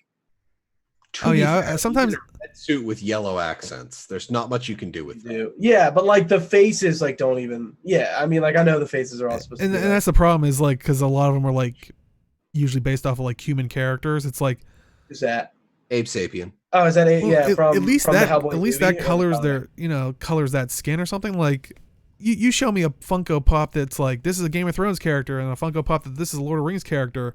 It's like what's the like yeah, it's like Yeah, like they So all just like work. I'm just like they look really dope. Like they look. but yeah, I really think they well picked made. some good ones. They didn't just pick like a human or something like that. They picked ones Yeah. that could be articulated very well. Yeah, like they're the like unique-ish looking ones whose faces aren't just skin. Yeah. Like actually, like literally, none of the Chat faces. saying they like the Arene one. I don't know. Those like black eyes. It's like it when it's looking at me. It's saying when I look into its black eyes, it's like this is where your soul goes. Like it's kind of creepy because it has its mouth like half open. Like No, Deo, you have to get 2 souls, one for each eye. So someone else's souls. oh okay. I'll volunteer. But yeah, them partnering with Dark Horse, that's a pretty typical move. The Metal Gear art books, every art book I have that is I didn't want to say third party, but not in a collector's edition is always Dark Horse. So that's not weird at all. It's pretty typical. Yeah, I know Razer for making phone cases. That's kind of weird. So they probably still have that Yeah. SteelSeries partnership going on, which is why they don't have I would assume mouses or mice. Wow, mice and keyboards, right? Yeah, probably. Yeah, that's what I was thinking. I was like, Razer, no accessories, peripherals, just mouse pads and phone cases. Okay. Well, to be fair, it's kind of hard. Like, what can they put on a mouse? It's like maybe the Guild Wars 2 logo, maybe the Icebrood Saga logo. Like my issue with that is like they're doing the mouse pads. Like it's like the mouse mats that you sent me and Krista is like the odds that it's some giant thing like that can really showcase the artwork. Well, I understand the mouse pads. Don't get me wrong. I just like the phone cases. Like, okay, sure, I guess. Like, you could have picked any other like distributor to do that. Why Razer? Probably because they went for the mouse pads first, and Razer was like, we can also do this. Listen, you pay a little bit more, you get the phone cases. They're great. And then, they probably didn't go with like headsets and mice and stuff because they wanted ones that worked. I had the Guild Wars 2 SteelSeries mouse, and it sucked. You want to know why? It's white. Whoa. Well, no, that would No, your mouse looks like a dirty piece of shit. Yeah, I know. that just looks bad. I was like, oh my God. Like, I never considered my mouse just is going to look grimy. Like, from where your fingers, like, sit. It was just like, ugh. It's not And great. chat's even saying like, they might only do like cases for like the most popular 2 phones. I was gonna say I don't think they stressed anything of. No. But Well, in that that, tends to be the case. demo No pun was an intended. iPhone X10 or an XR, right? I think. Because they probably want to have them for Android. It's probably just going to be iPhone only, guaranteed. Yeah. But yeah, that was kind of all the stuff that they did announce. And, like we said, there were some people that were displeased with it. But I did see a lot of people like tweeting, and I kind of genuinely asked, like, what were people expecting? Because I know a lot of people that said it's not enough, and I'm like, well, what did you want? And that was my biggest question, because once again, it's kind of going back to that, actually giving back good feedback to someone. It's not just saying I hate it. It's like, what am I supposed to do with that information? Well, It's like, here's the way I'm looking at it, and I said it like in my opening statement, and I'll ask you. This isn't rhetorical. Do Okay. you think what was announced was worth the price of that venue and of that event? I would say personally for me, no, I don't think because it's a personally for you. I think it's a for everyone. Like well, but that's the thing. I don't know how much it cost, but probably cost I'm you also know, wondering because we also heard from like some former ArenaNet devs and people that work there kind of speaking out, and also some people that were working there talking, I think, in general about kind of the game industry and how people get treated like crap, which we're gonna try to stray away from that, but you know, might get there, who knows. But um yeah, you're talking about Matt Medina, right? Specifically. well, yeah, and there was a couple other like tweets that I think of just, you know, people don't, you know, you're hiding behind this veil of anonymity. And Don't be a dick. Like, yeah, like I feel like what I'm saying isn't like being a dick. I'm definitely being negative, but like I think that's a real kind of like thought.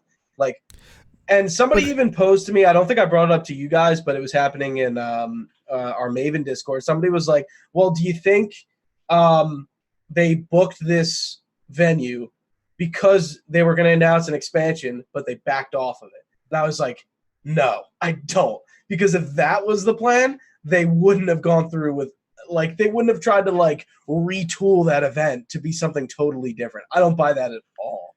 I don't think we were gonna get expansions. Like, and No, I know so many people are like, "Oh, is this gonna lead into an expansion?" I'm like, if this is whatever, however they supplement their means, which I think I talked about previously, and we do have one this week that we'll talk about later on, is those progressive bundles that if you're an early adopter, it costs less and you get a bunch of gem store stuff, but as you get it over the 4 weeks or whatever. But I think that might be a way for them to supplement like these expansion costs. They can do a couple of those. But what I'm wondering is, and you know, we've heard of people bringing it up again once again, you know, due to the layoffs. They probably have to book this loads of time in advance. I wonder, and once again, don't know either way. I wonder if this was booked earlier and they had bigger plans to show off more Living World stuff, and then all that stuff happened, the layoffs, and they didn't hit the how much they wanted to show off like goals. Like, I'm sure they would have wanted to go into more depth of some of the stuff they showed off. It's just, it's not at that point. So I started to wonder that of like, you know, they were already locked in there. They were always going to show off the next stage of Living World, though they didn't hit maybe to the level that they wanted to. I don't know. Yeah, but I guess I did feel like if you compare it to like other expansions, or because granted, yes, this is an expansion, and I would have to I do have arguments on both sides. Like I said, I came out neutral on this, so I'm definitely curious of where you guys stand, and also chat. But you know, I don't know where I was going. But to your point, like I kind of want to believe that like things weren't cut, like you're saying, like even if it was an expansion, like maybe there were some things that like they totally got out of this presentation, and that's why it doesn't look like there's the big wow moment, because they cut the big wow moment.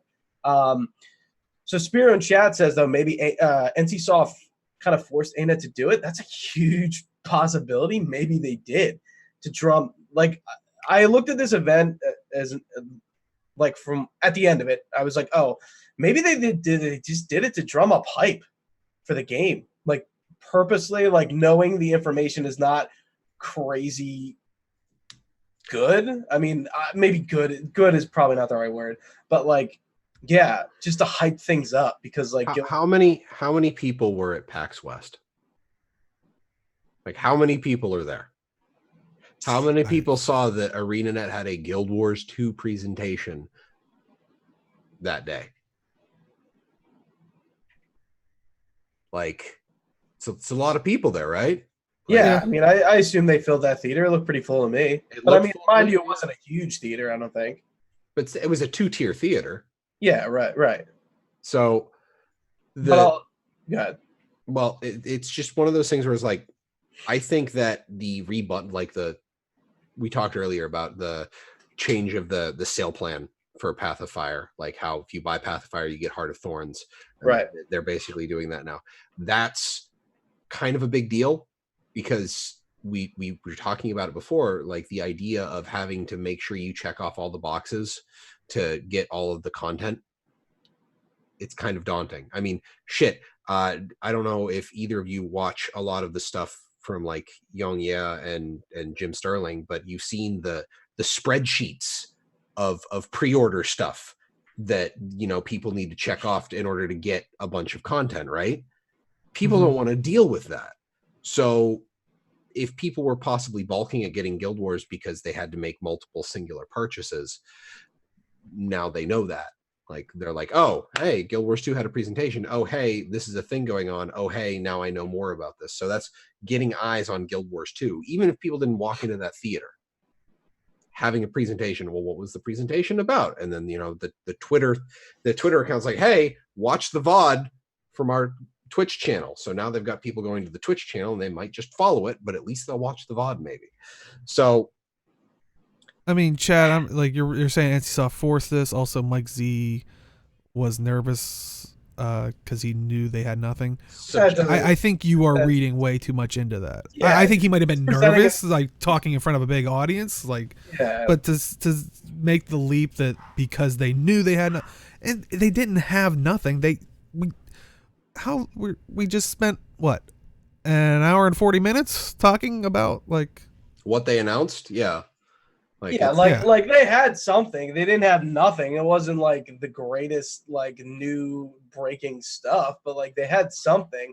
And like Mike Z, like maybe he just like anyone, like you would be nervous if you got up there. He was a cool dude. Like he was great when we talked to him at the meetup at PAX last year. Fantastic dude. Like it was great to talk to him and to everybody else at the meetup. But you gotta remember, game devs are like a bunch of nerds, just like us. And, so, like, well, I was gonna say along those lines, like Chat's saying, like most people who work in the industry cannot stand in front of 1,800 people without being nervous. You don't have to say in the industry. Most people, wouldn't be able to stand in front of 18 people, let alone 1,800. That's why you take public speaking classes in college, because it's not sadly apparently you're good at. And the point, the point Noob is bringing up in chat is then when the new players go to the subreddit, that's literally every game's subreddit. Yeah, I honestly loathe Reddit, and I don't like going to Reddit, mostly because I hate the format. But Reddit just turned into this hive of people being angry. And even when I see people posting threads about being happy about a thing, people show up and shit on their happiness for being happy about that thing. And and that is an excellent point. Like what Chat's bringing up is, for the longest time we begged them to market the game so we could have more players. When inevitably they marketed it, because it did feel like, and I was saying this during the week, and that's maybe why I came out neutral, was I felt like I was, and they referred to us as, you're our word of mouth, you're our marketing, you help us type thing. I did feel like I was getting bullet points to give to my fellow friends so it did almost feel like a briefer for a marketing team. Which, leading up to it, they showed like the catch up of like, this is what happened so far in the game. It could be very much like Jim saying, a lot of eyes were there. This isn't Tyria Con or Guild Wars 2 Con or ANET Con. This was PAX. There's loads of people there for multiple games. Hey, Guild Wars 2, or there's an announcement they're going to have. I'm curious. I'll walk in. Or I'm sure the reason they try to get Greg Miller, I know that name in gaming in general. I want to see him. I think he did add some to it that I don't think other presenters could have added to it. Like, he kind of played around with some of the devs. Like I was saying, like, he's like, hey, you had all my notes to not call it a season, and to help them explain what a difference is between a saga and a season. Yeah, I like th- you know, they just to back Greg, as somebody who watches Greg incessantly, and I love Greg Miller. That was very much him being him up there, 110%. Like there was nothing seemed weird about that presentation. He was definitely just acting like himself and being loud, and that's just how he is. And Maya, they're not going to be looking for the response from the community for this. It's like we're talking about this is this is about marketing. They're not going to be looking to the community, to the people who play. They're going to be looking towards the new accounts or returning accounts. Like that, if this is a marketing move that reactivates accounts or creates new accounts, that's going to be a thing. Yeah, I saw Ruby's post, but that's because people are adding her. Like people are jumping on literally all of their Twitters and being angry at them. Like, yeah, they've been hurt because people are acting like asshats directly at them, like it's their fault. Like that, like they kicked someone's puppy or killed someone's cat. Ugh. Yeah, people are angry on like a personal attack level, and it's bad. But that's not the people that, like, those are the people that played. Like, okay, I'm going to go back up to what Carnifex said, because now players will be telling their friends that Guild Wars 2 has no new ideas and it's a dead game. Yeah, if those people already hated the game. And if they're dribbling morons. I'm sorry. I'm so over how the Guild Wars 2 community has acted since they've said they're going to announce something. All the naysayers. And also what kind of annoys me too is, sorry, now I'm getting on a soapbox, but here's the rant. Once again, when one of the devs, I really don't feel like saying the names because I also asked people not to name people, but express their thoughts of how people are acting. All of a sudden, people are the same people I've saw throughout the weeks going, this is unacceptable. Literally, when they were giving us stuff away for free for the veteran pack, saying, "Oh, more gem store stuff." I'm like, that they're giving to you free. It's not gonna be put in the gem store. You're a moron. And then, like, as soon as a face gets put on it, oh hey, yeah, no, people shouldn't be mean to him. I'm like, you are the biggest hypocrites. Like, go to yourself a month ago or even a week ago. It's just. I love talking about Guild Wars 2. This past couple months, I think the biggest thing that has annoyed me the most is the vocal community, and not all of them, of course. Yeah. But it just think seems Guild like Wars that 2 community can be very good and very pieces of shit. I think Reddit is the perfect place to see the good and the bad. Like like they both like very much stick out. It's very odd. I think, like how polarizing it can be. It's never in the middle. It's hell or heaven. Like it's one or the other. And that's honestly one of the things that kind of bugs that. And I did see Ruby's post on Twitter. I was talking to her about it, and I said I was going to try and not rant about it on the show today, but yeah, I saw you tweet that out. Or I saw you tweet that out. I was tempted to put there. I was like, I can't make that promise because I just. Ladies and gentlemen of the gaming community, the people who make our games are human. They are not Time Lords. They can't make it bigger on the inside, and they can't go back and fix it before you ever played it. They can time lock zones, though. So something Time Lordy-ish is there. I'm just saying. Sorry. I'm trying to add light to the situation. Like, mistakes can be made. And when people, like, we even had this discussion, Arlie was getting frustrated with someone she was trying to have a conversation with about how they have the data, they just have to follow the data and they'll fix it. And it's just like, if you follow the data and only ever follow the data, you don't really make any decisions because then you just get the same stuff. Like, you can't just let the number, you have to change. You have to alter the system. So people are just like, okay, I'm worried about the game will be a few hours of content every month for another year. What's in it for veteran players? You have the story, you have the maps, you have fractals, you have raids, you have the strike team missions now. You've got PvP, you've got WW. That's all content that exists all the time. which it might not be your flavor content, but it is still content exists for other players. Because I've seen other people on Reddit and stuff saying, well, I'm not I'm not a fan of raids in any sort, so the 10-man doesn't interest me, or even worse, like I'm not interested in the story. Well, this was a living world announcement, which, like I said, that's why I'm intrigued by how they were trying to differentiate between saga and season. It sounds like they're trying to encapsulate all this stuff so it's not just the living world. Like it has like maybe a revamp current events, maybe the strikes, maybe a raid here or something. If they're I don't know.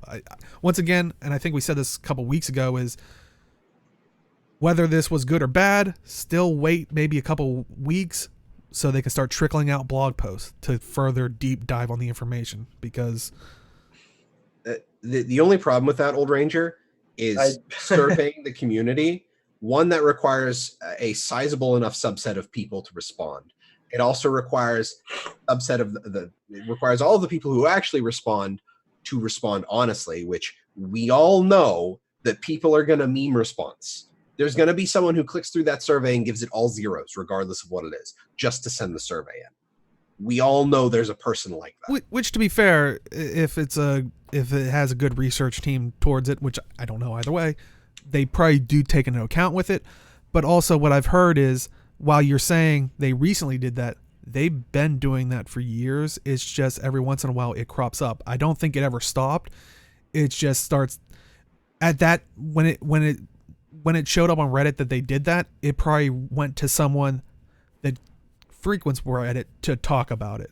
But I'm sure it's been going on for these last couple years, and it's not someone that wants to log into Reddit and say, hey, look, they sent me something. It's just, and that's how it goes. And it might have went to a dead account.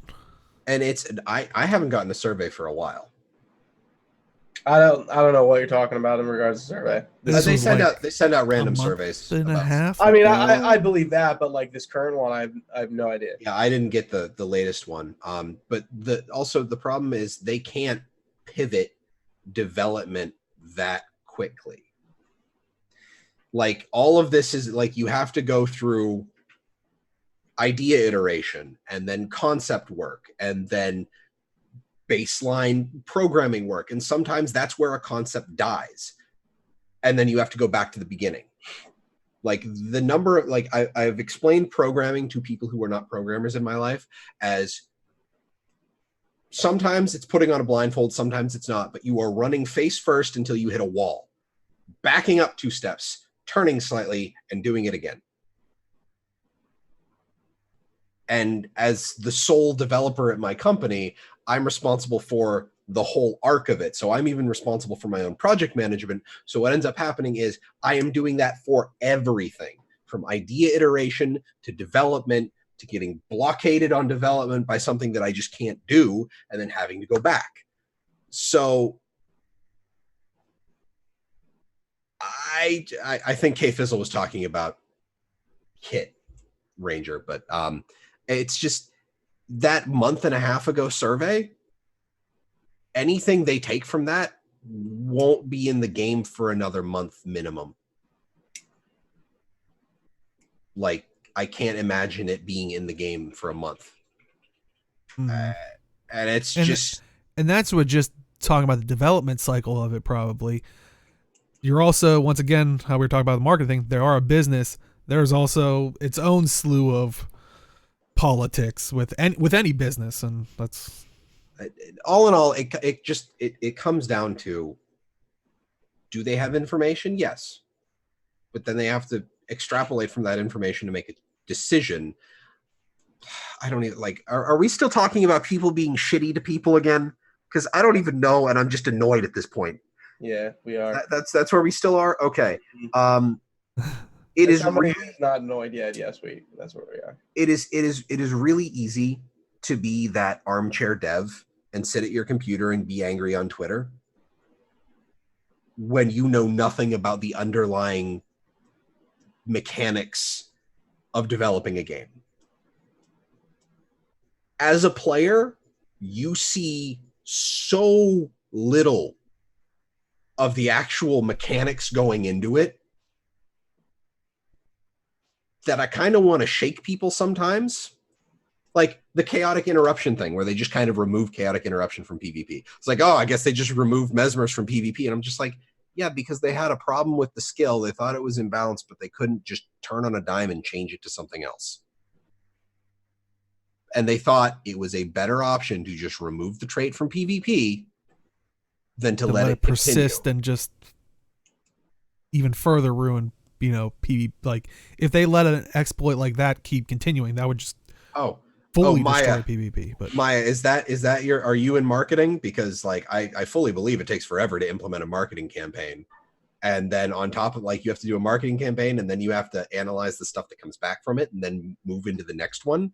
Like these kinds of things can't turn on a dime. A single individual having an emotional reaction to something can.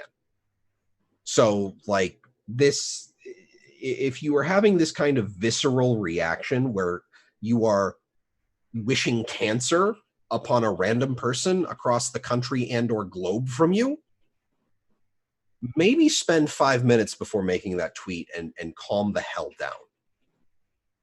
I realize that saying calm down has never worked in the history of saying calm down, but there we are.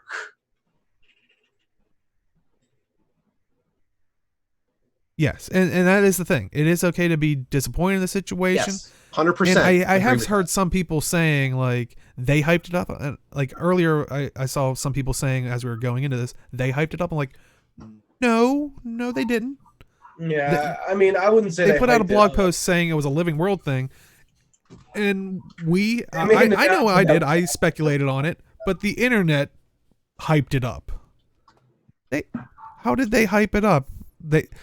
So you were, and some people were expecting raids and stuff like that. When has raids been part of a Living World announcement? It's a countdown to a Living World announcement, and that's why you're shocked that there wasn't a PvP or War v World announcement in there. They hyped up an announcement, but they didn't hype up all the stuff people were hoping was going to be in it, is what I'm saying. They very explicitly said it was a Living World announcement. Yes. Yeah. And Deo has a point, is that raids and fractals, while they can be related to the Living World, aren't Living World content. At least at this point, because maybe I'm hopeful. Once again, like I was hopeful with the announcement stuff and was wrong. Except for build templates. We were pretty sure of that they were going to announce it. But, maybe with this whole idea of the saga thing intertwining more stuff, like they said, they have more time to throw in more interesting stuff. Maybe we do see more of that kind of thing get into the game. Carnifex, ain't that just saying it's happening is not hyping it up. I don't really think they were hyping it up. Their Twitter giveaway gem thing was kind of odd, I thought, but I wouldn't say it was just hyping it up. They were just like giving stuff away to just like, I don't know. They don't do that often. They're making an announcement and they have an event. They're going to act like they're making an announcement and having an event. They're not just going to not talk about it. It's not they're like, guys, it's going to be big. You better wait. You're going to be surprised. It's not like they were doing that. They were just being normal about it and acting like they had like an event going on. I mean, it is the start of another chapter of the Living World, so it's not really. But I think people are misconstruing it of like, because you're saying that they hyped it up in the sense that they announced it, they repeated to remind you. That is a series of hyping it up, like get ready for it, countdowns and stuff. But like you said, they were hyping up a Living World announcement. Why were you expecting a raid? Why were you expecting PvP? Why were you expecting World v World? Not specifically you, but the general people that are complaining about this. These are their things that they were hoping for, which I don't know why. Yeah, I do agree that it being a live announcement tends to make the hype mill run a little faster. I do agree with that. So it should have been, no, there was too much there for a blog post. Looking through the actual blog post that they released after the event, it's not that's not something that should have been one blog post. This isn't just one thing. If you do something different, people expect different. I mean, they did a very good job at managing expectations by saying it was explicitly a living world announcement. Which is also kind of funny because you're saying if you do something different, people expect something different. Well, this was greatly different, and you're mad about it that it's not the same. I wouldn't say it's different at all. I mean, they've done announcements for this, like on Heart of Thorns and Path of Fire was a stream. It was like an announcement stream. Well, it was a like stream and now, like, yeah, it was like kind of like they kind of brought people in and then played the video for it. Yeah, like, but it wasn't a live. This is not different at all. They've done this kind of thing before. It's just what they were presenting, like I've said before, was not worth the event, in my opinion. If they just did a stream, I'd have been like, oh, okay, that makes sense. It's just like, this isn't different from what they've done before. Yeah, I mean, it's just anyway. The difference is that they rented out a theater at PAX. Yeah, and they've been to PAX before. West specifically, which is not surprising because it's in their backyard. No, it's not. Carnifex. Where was their Heart of Thorns one? I think what they're coming from a standpoint of it's different for a living world thing, which yes. Yeah, look, they just provide you with something different and you're complaining about it. So your logic kind of falls through with that. It is something different, and they did something new with the living story. They present it to you. It's different from the expansion stuff. Like I said, I was hopeful that they would show more expansion-like features. For a game that's been talking about build templates for a long time, and I agree that was one of them.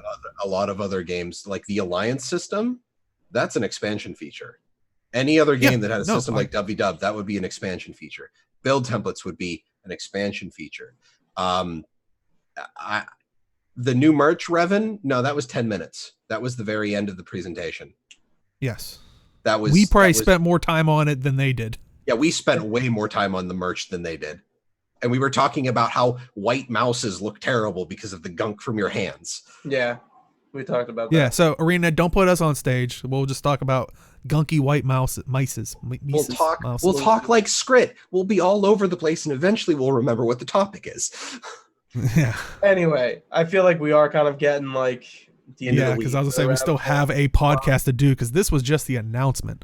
Should probably move on. I think overarching thing is remember that these are humans, and also on the reverse side, and that's why I don't want to also deliberately say, because like I said, I saw people being that rude person, and as soon as they got a face attached to it, they're like, oh yeah, we shouldn't be mean to them. I'm not naming them as well because once again, like I'm saying about the devs being human, is if you think they did something wrong, or the company did something wrong in something, they're human. They do make mistakes, and so do these people that are lashing out that are also now going, oh, I was being a bit like,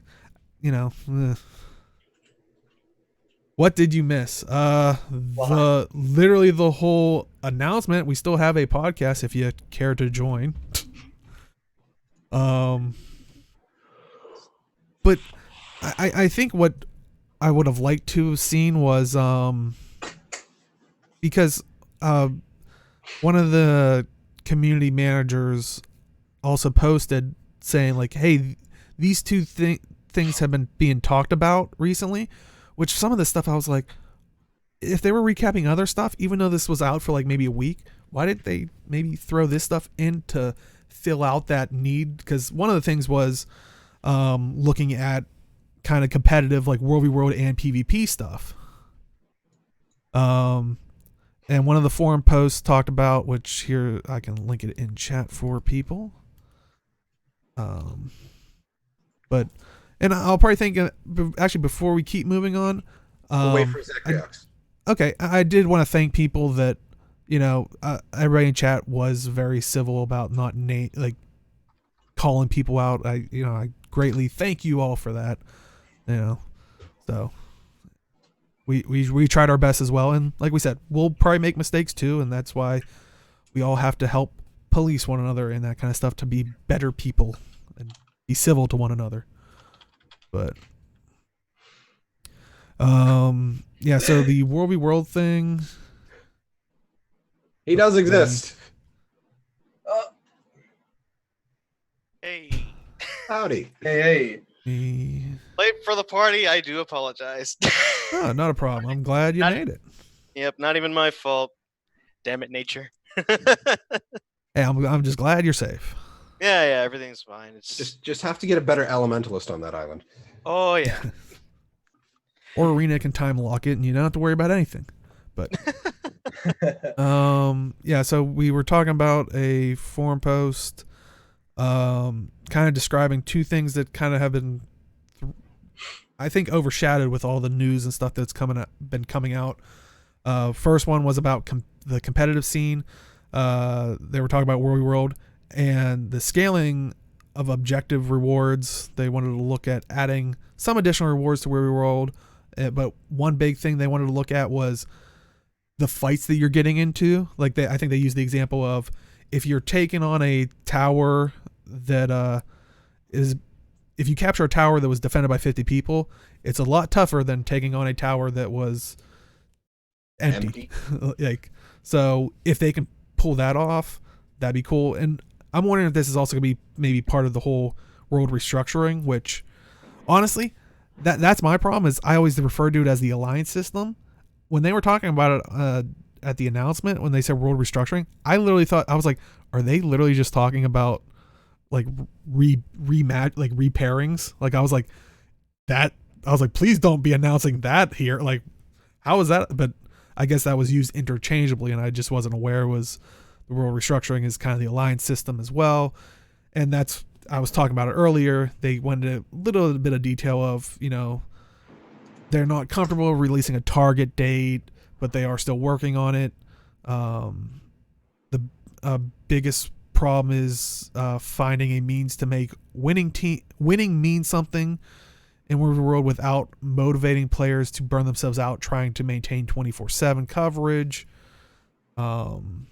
They say they have some early designs built, but you know, so it does seem like they're working towards it. It sounds like we're a lot closer. Like we were saying before, it sounds like a couple, maybe months when they start maybe showing us something, hopefully.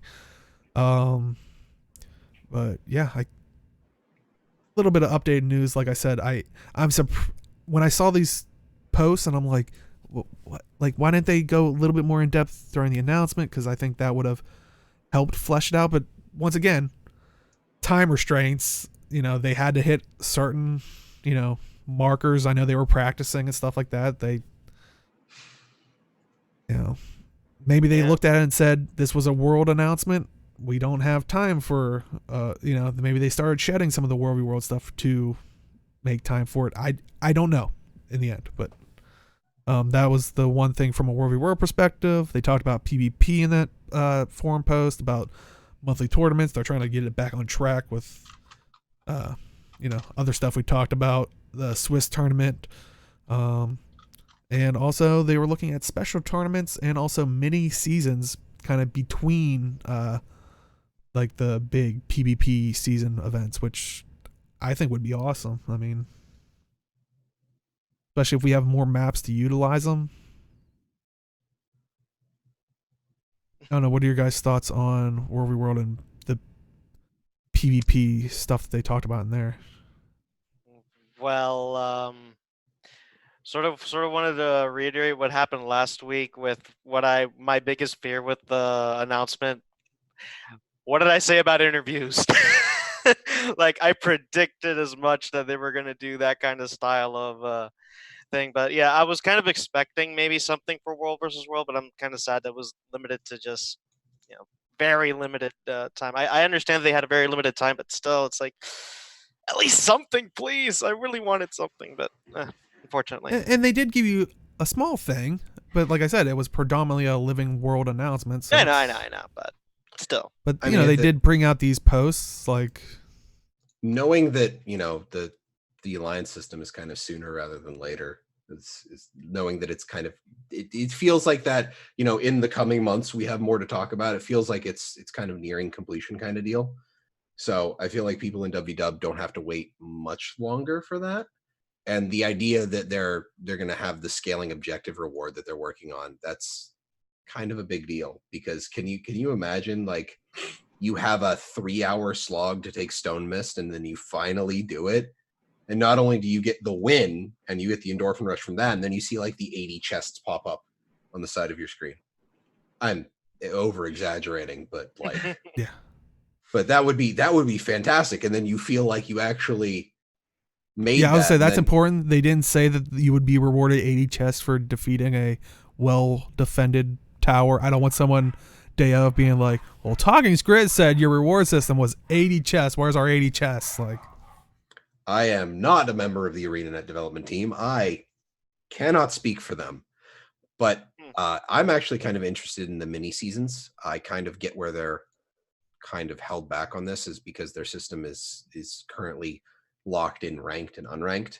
They don't actually have a queue system available for, like, they want to do a ranked system for like 2v2s and 3v3s, but their system it's not an expandable system. It's hard coded to either be unranked or the standard conquest ranked.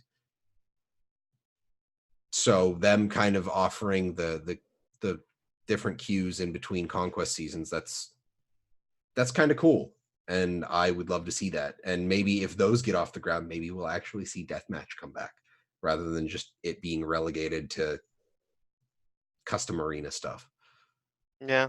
That map would need hella redesign though. Courtyard, you can get spawn camped real hard in there. So yeah, definitely. If it makes room for other like extra ideas, then that'd be great. Like I honestly want some fresh game modes in PvP, and if they at least do it in an unofficial way, I mean, Conquest still being the #1 thing, on the list of priorities, but if they just throw in a little like extra bits of things that if ArenaNet sees that's getting popular, like 2v2s is like exploded, or if deathmatch explodes, or any other game type, I don't know. They can throw in anything. It's just a matter of like, seeing what the community likes, and if it clicks with a lot of them. If for some reason like there's like a whole revival because of a game type that nobody expected and they loved it, then bam, we got ourselves another official game type other than Conquest. Yeah. And I think, was it this game where they kind of took that stance of like, since they really try to push the like esports thing, and now it's more like, well, if the community makes a PvP event and stuff like that, and they would be happy to do it, but they're not going to try to make their own events anymore, like at least going forward. But yeah, I think if they're going to steer away from that kind of a thing, and I hope they add more like PvP events. Like I think I've said in the past, like look at old school shooters. Like, we kind of have just, I know, like deathmatch, and at this point it's basically, the capture points is basically like a old school domination where you're just controlling points. Put in capture the flag, put in assault and defend game modes and stuff like that. Here's a question. What I remember them taking strongholds out for that reason. What happened? Like, what's the status on that? they're still there. It's still there, really? I think they're out of the official queue just because you can queue for them in unranked, but not ranked. There's a checkbox, and that's why I'm hopeful. Like, we're talking about all like the monthly tournament is only, Conquest. basically Conquest.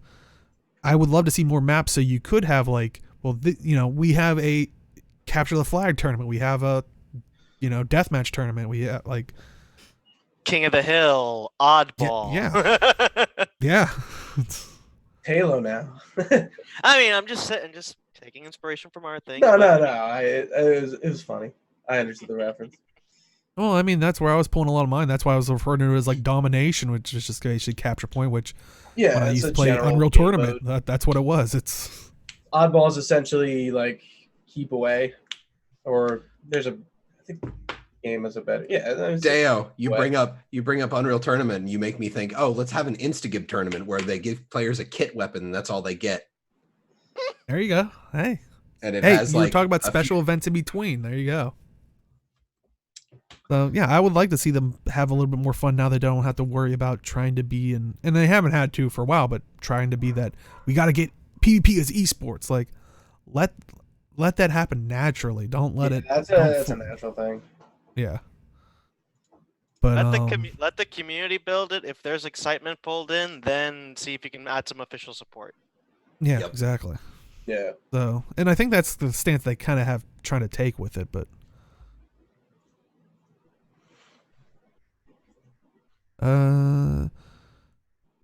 said they wouldn't play the game, sadly, though, as coming in as a person who don't know much, barely play unless I ask him.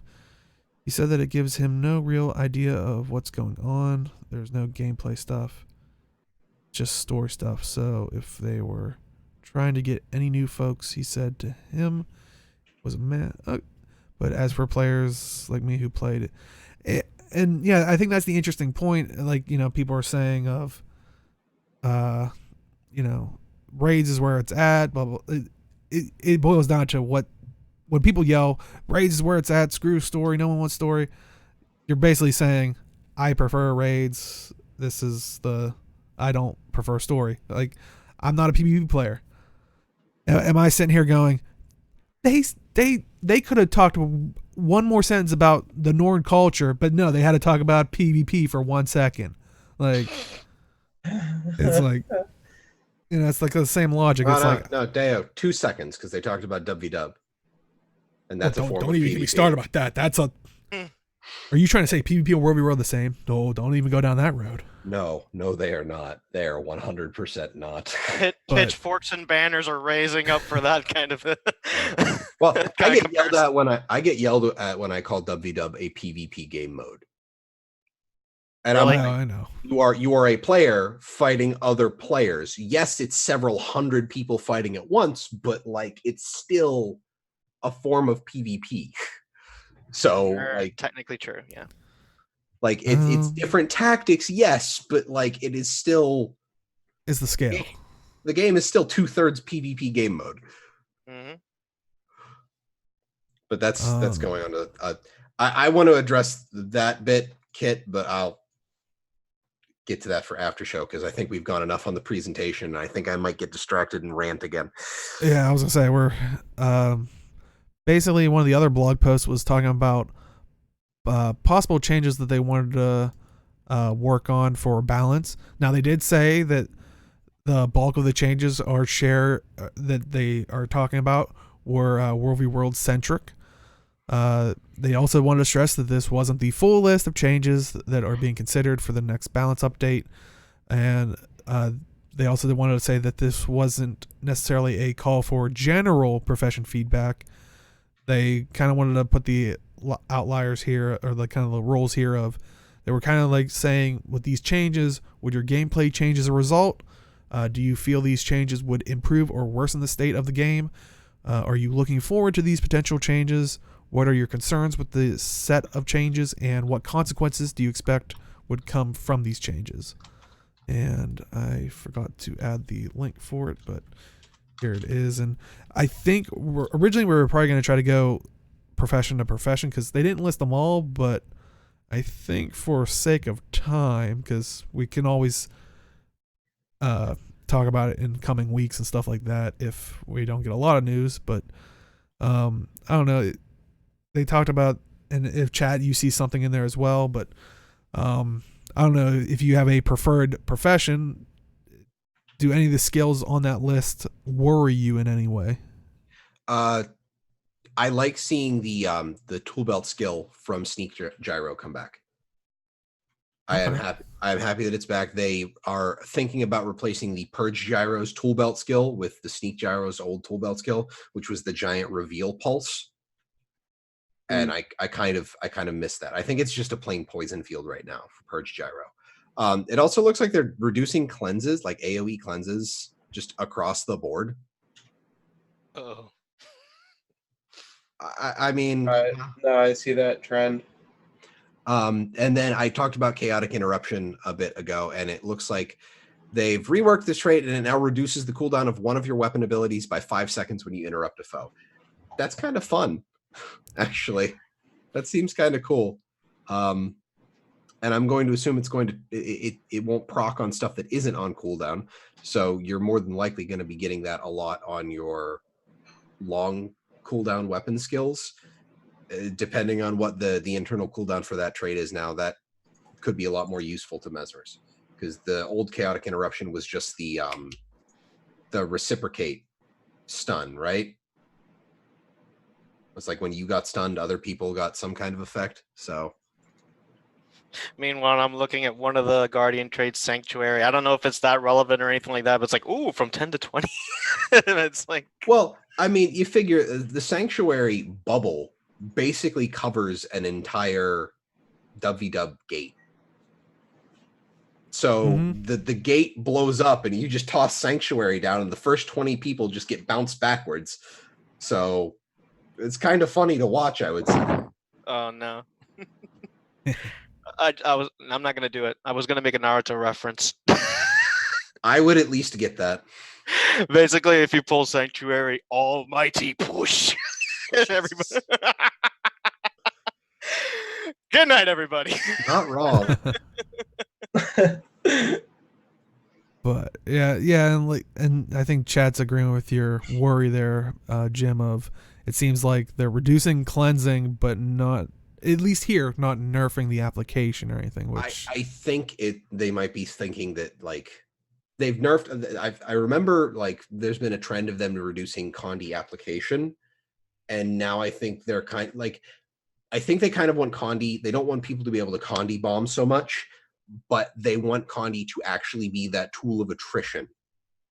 So if they don't do anything about mass cleansing, Condi can't actually do anything. So that kind of gets into that whole problem of, you want to actually enable people who build Condi to actually be able to do their jobs. But if Condi cleanse is so readily available, you basically are nerfing an entire damage type. And I do want to stress it once again. They did say it wasn't the full list, so maybe they are only showing us and none of the this idea is in general considered changes too. So yeah, and maybe this is the idea they're coming across with, is the idea in general of reducing the ability to cleanse. Does that entice you to? Which, you saying, well, what are you doing with the application? Like, that's a good bit of feedback. It's like, maybe do they think it's in a good spot, the amount of application versus it, or maybe they are having that in the notes as well and they just haven't said anything. But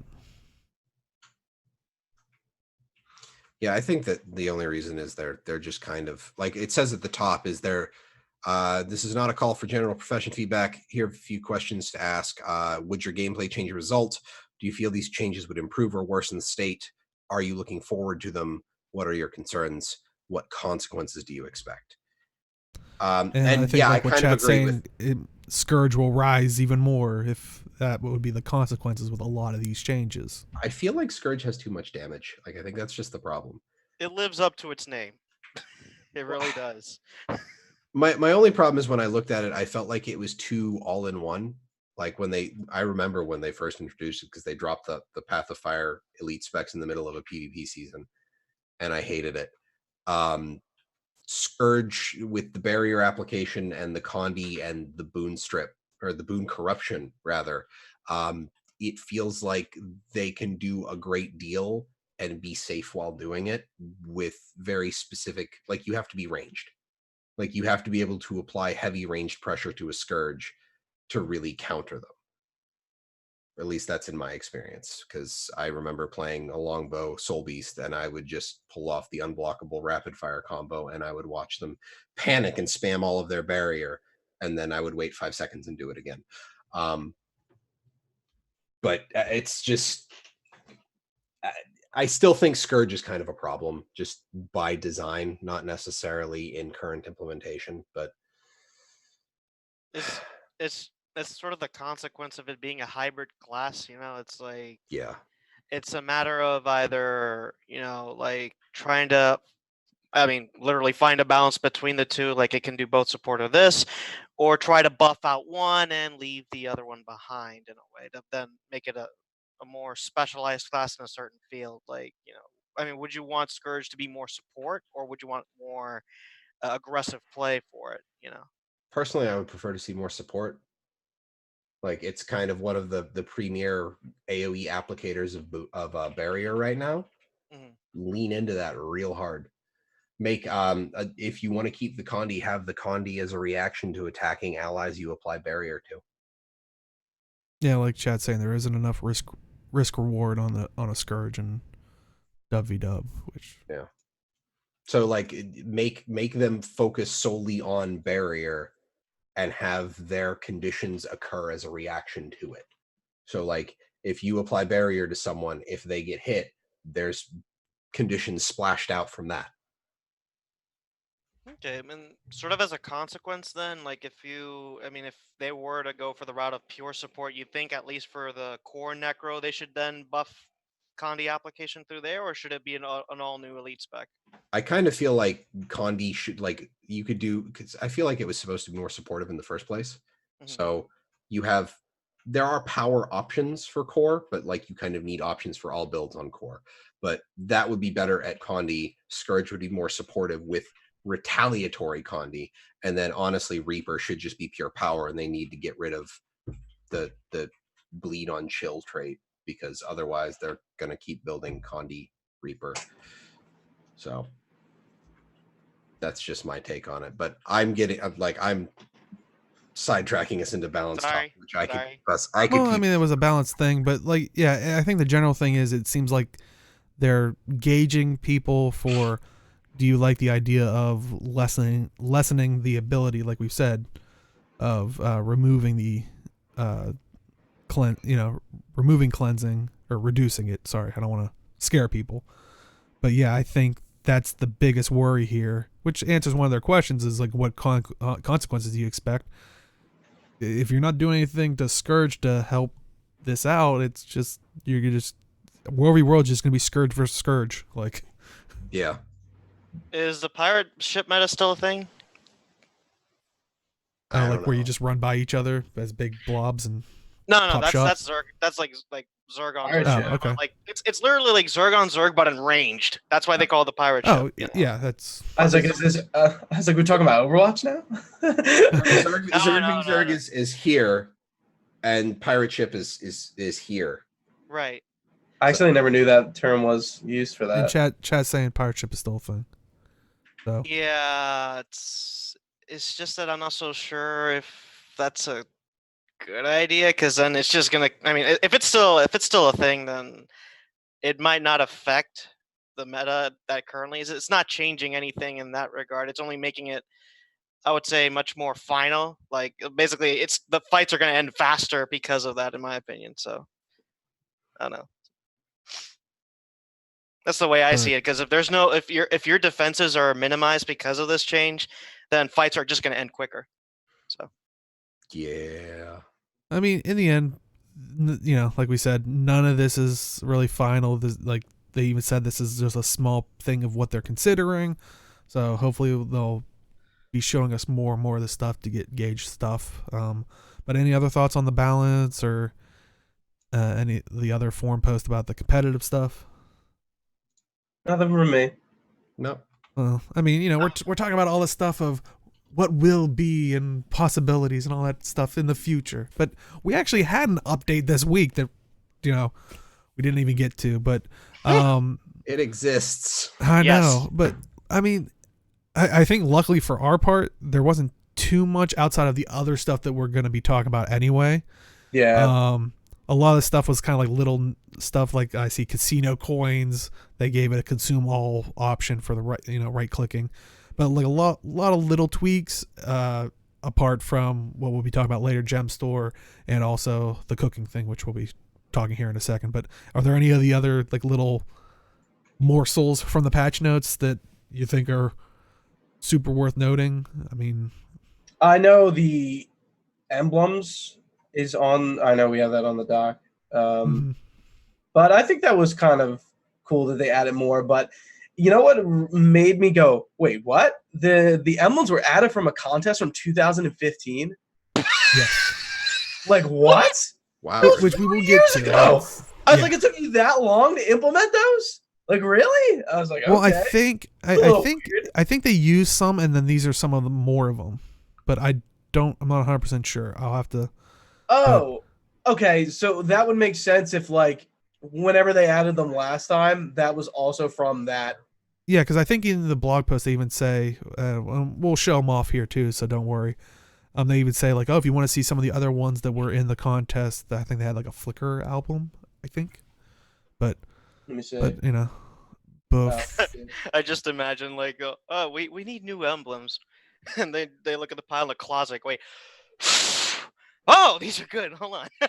let's add these. I think they're all pretty dope. yeah. Actually, you know what? We're basically there. Let's.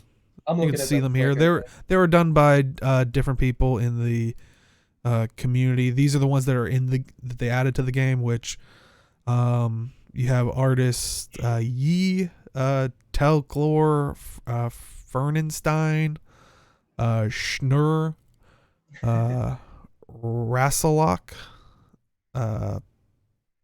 Pat Dienter, yeah. A bunch of people from the community. If you want to see the blog post, of course, if you're watching this on YouTube or anything like that, links in the description. But yeah, some really good ones. And I'll say, ZeKrioX, you actually colored one for us and put it on our Discord. It really did look really good. It was of course, I think it might be coming up for the stream here in like 2 or 3. A whole bunch of Skritt. It's the Skritt on top of a gem diamond type thing. So. I mean, hey, if you ever want to make a talking Skritt guild, we already got our emblem right there. So I really dig the Mersat one. That's definitely my favorite. The one that's on screen right now. Oh, that one's actually pretty good too. A surrogate. Yeah. But that's pretty cool. That I didn't think they would be pulling from the same pool from 2015, which was kind of odd just to hear. Yeah, because I remember when I was reading that, I was like, wait, this is from 2015, and I think that was the reasoning was. It was submitted to the 20. There were more fantastic entries, than we could implement at the time. So yeah, these were not the original people that won. So, but yeah, it was. But yeah, I saw that too. I was like, it was from 2015, and I went through the same roller coaster of emotions you guys went through. It was like, it's 2019, like. Yeah, like what? But yeah, I think awesome job. Yeah, some of these are actually pretty low. Yeah, my favorite, obviously, the I'm still calling the it talking Skritt one. They have commandeered it. The one that was just up, it more reminds me of the Brotherhood of the Dragon from Guild Wars 1 with it's not like a ring around the egg, but it kind of like reminds me of. I think it's the Brotherhood of the Dragon, right? That's what they're called. I think so. Wasn't it just the Order of the Dragon or something? No, it's definitely Brotherhood. Yeah. Oh yeah, Brotherhood. Yeah, the dwarves. The dwarves were protecting it. Yeah. Yeah. But yeah, I think awesome job, and like I said, you can always change it up if you have a guild, and I don't think it costs any in-game gold or anything like that. You can just easily, if you control the, rights to change it. But yeah. Oh, I just realized that my face is not on the screen. Oh yeah, that's right. Because hold on, sorry about that. It's all right. There we go. You've been our guest corgi for the past bit. I'll have to remember that every time with the other ones I'm going into. So which are a couple, but yeah. So definitely check that out. But one of the updates, of course, that came with this past week was the cooking dropped, and I still have the old video from last week that they were showing while we kind of talk about it if you want to see it. But have any of you had a chance to deal with the cooking increase to 500? Nope, not yet. I'm definitely want to eventually, like once I start playing the game a little bit more. But why do this now? Because they had it ready. That's really it. Like I kind of feel like maybe when raids came out, this would have been a great time to implement this, but now it just seems kind of more, like it was ready and more so like random that they just added this. There's really no other explanation than it's ready, so let's release it. So Like they're obviously not releasing it with anything, so just Right. it now is pretty much the only time to drop it. So is the food like substantially better? It's Or all is it feasts, and it's just a bunch of different effects of stuff. So And I do know the nice thing is for all the other food that was before 400, like the regular food, didn't they all basically turn them into 30-minute? Like they brought it all up to equaled them out to 30-minute durations. So That's if you what I had was food that was actually- like, yeah, I was saying, I That's think if something- you had food that was like 15 minutes or whatever, it got bumped up, and so. At least that's a Jim, little when bit you of said good news. effects, did you mean like literal effects on the character? What did you mean by that? no, like stuff more than just plus stats and plus XP. Like what? It's almost like like food with sigil abilities, like Yeah. like essentially, Okay. plus plus on stats, and then also anything like with crit you get life steal, or those kinds of extra little bits that you'd get like normally through runes or sigils. So now foods also have that kind of effect. Let me actually log on to my Norn, and I can grab an example. Yeah, and like chat's saying, like it gives 66% chance to steal life on crit, which I think we saw during the stream. Yeah. There's also heal over times, and so yeah, Yeah, that's adds all those are all things that have been in. Okay, there we go. I got it. I got my tools that people were complaining taking 2 hours to get. I was gonna say that was my biggest question. Was I saw a lot of people when it dropped day one, a couple days after, the time gates and the like. Was it as bad as what people were saying? Which the only thing that I would ever complain about is the time gate on the heat stones, because heat stones, if anybody remembers crafting Maudry way back when, are a once a day cooldown, which means that when they designed the system, it was expected that it would take 3 days at the very minimum. At the minimum, yes. Which I know some people have said, because I was watching your stream when you were doing it Wednesday, they did tell you about it on this guild chat that you're seeing the recording for, which was the previous week. Mm-hmm. Which, I'll let you say your point on. You cannot expect people to watch the stream. Especially, you can't expect someone to go back in the VOD and look things up. So that's why I mean, going forward, this is expected to have a minimum completion time of 3 days. Yeah. Absolutely. And if you somehow have random stuff sitting around, if you somehow, for some reason, have 3 heat stones for whatever reason, then you can do it in 2 hours. You can complete the whole thing in 2 hours. Which isn't bad. I'm not so sure. Yeah, is all this food like being sold, or is it only like account bound stuff? I think it's account bound, but I haven't finished the whole collection, so I'm not. I'm pretty sure it's account bound, but it is a feast. That it's account bound. I hate it. Why? Because you want to sell it and make money? Because it's a crafting discipline. That's the point of crafting disciplines in MMOs. Like Chad says, you can, spend gold and stuff you can buy the heat stones. So if you wanted to progress at that, if you didn't want to wait, you could just buy from the trading post or a guildie, whatnot. But again, when designing, you can't expect, sure, you can think that people are going to go on the trading post, but you can't expect them to, especially since free-to-play accounts are locked out of the trading post, I think. I want to say so. Or at least they're very limited. Yeah. To avoid trading. So it's just one of those things where it's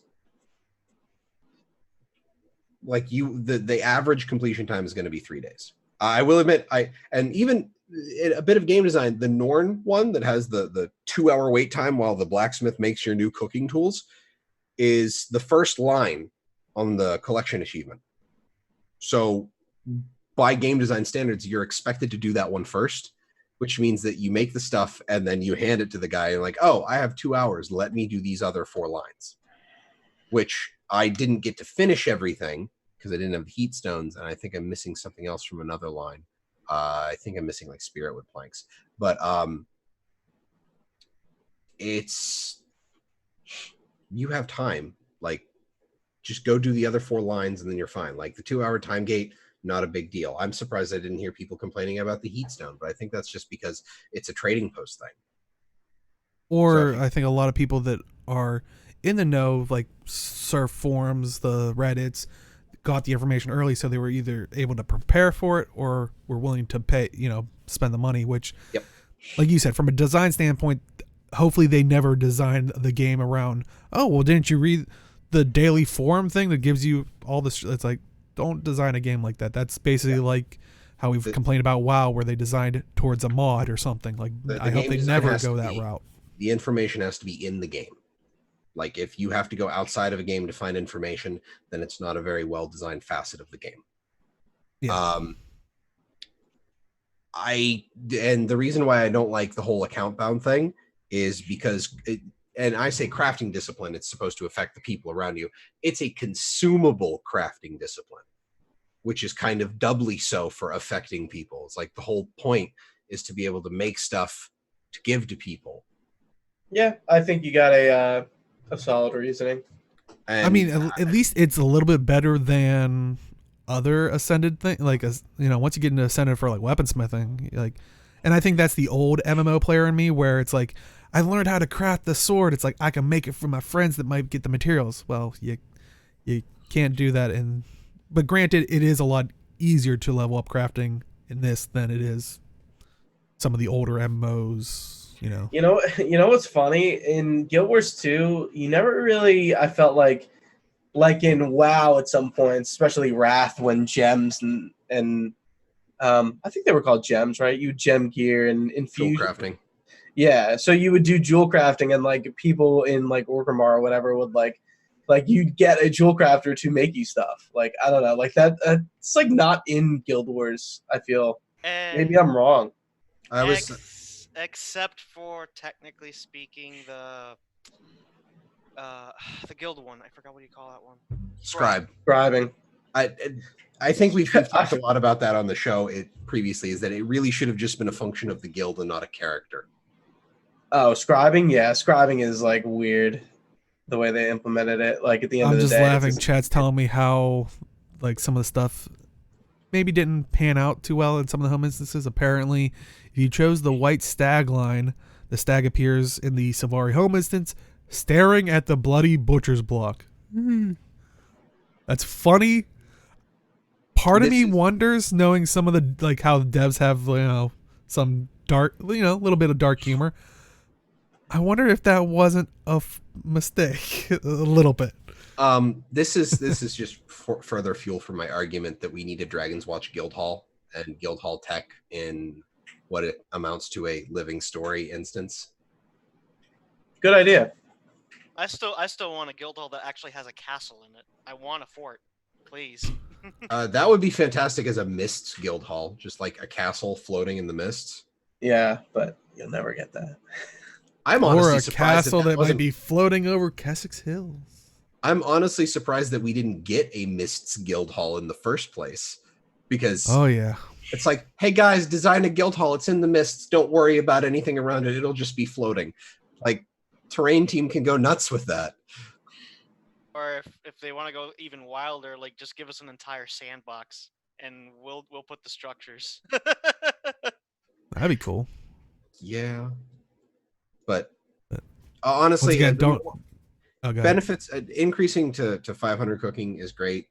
Do it to jewel crafting so that I can finish that out too. Please get though, I haven't heard you say the part that I think you loved the most out of the cooking thing when I was watching your stream. You even talked about it, I think, during the pre-show, actually maybe loading it up, was, don't you get a special device this time around, which really makes it worth going for?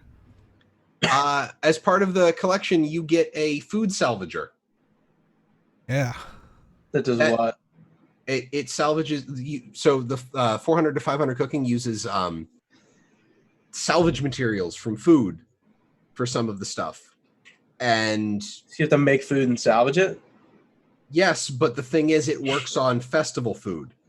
Like, I use all that stuff that clogs your bags and stuff. Except for the Dragon Bash stuff, it literally only worked on like the star-shaped cookie things. I can't remember what they're called right now, but I'm pretty sure almost all of the Halloween stuff is usable with the portable composter. Like chat says, portable composter. Yeah, it's Like It's pretty useful though, because like Yeah. that shit just takes up inventory space. Yep, and it just kind of sits there. Can you And sell it? the portable composter? No, the salvaged. Yeah, they're the ingredients. Okay. So- okay, that's crafting handy. materials. So you can That's actually handy. trading post them. They fit in your crafting storage. Yeah, I'm sure there'll be like 6 copper in like 5 minutes. That's probably something people will put in their shared inventory slot just for convenience. Yeah. My first 3 slots is the copper fed, the silver fed, and then the composter. Nice. So, and then I think the next 3 slots are blue, green, yellow, unidentified gear, since they changed it so that stuff will actually go into those slots automatically, because that just keeps it out of my inventory. But yeah, it's a fantastic item, and I honestly think instead of just like spamming the food because I had it, now I have a reason to use it. Honestly, Lemon Lore, I think it much like a lot of other things, it needs to be hard coded as to what it can salvage, because like I said, the Dragon Bash food, I can't salvage any of it. Well, clearly But that's since- dragon magic. Protects it. Dragon Bash only just came back, so they might have missed it in Yeah. the whole process of coding the thing. So it's kind of like them getting stuff into material storage, and it requires some hard coding efforts. So I'm sure it'll catch up to a lot of the food that's in the game already. And I guess my other question is, do you like the design of how they went? Like, because previous Ascended crafting was you get a recipe and kind of like leveled up like you kind of did previously, minus discovering. This one I think utilizes a lot more discovering, which was very cooking centric to begin with, like more so than any other ones. But it also uses the collection system to kind of go through quests of each race. Like, do you like that how they did this time around? This is definitely a lot cleaner. I wish every single crafting discipline had a collection from 400 to 500 with this, especially because once you finish a line, you actually get plus 10 to your skill. Oh, So if you finish the whole line, you wait that 2 hours for the Norn to finish crafting your new utensils, you immediately complete that line and get a plus 10 to your cooking skill. oh, and the nice thing is you're talking about the completing the line. It takes 2 hours. They even give you a little buff on your bar Yep. to show you a time, like so you don't have to like guess or be like, Yep. I'll just come back in 3 hours or 4 hours or. It's even a little clock, and you can mouse over it for the countdown, just like every other buff. So just if you completely don't count, if you had like all of you have to craft the food. You have to craft the food for in front of the crafters in each of the zones. And yeah, Mofongo, I was running, I don't think we have all of the tiers of the guild crafting booster on. And I don't remember what I had running on my character at the time, but if you go and get the guild crafting XP booster and have at least 1 XP booster on, I'm at 488 and I still have to finish the human line, which I think is just turning in the heat stones, which I'm going to do here at 8 o'clock today, because I have the materials to craft them myself. But yeah, and that's all that is. But yeah, it sounds like they did a pretty good job on I think this system of it gives a story towards it, which like the other crafting disciplines really didn't have, and I'm curious what they'll do with jewel crafting, if they're going to go that route or back to the old system. Or I hated doing crafting for every other profession. I hated it so much. oh yeah, It was just a slog.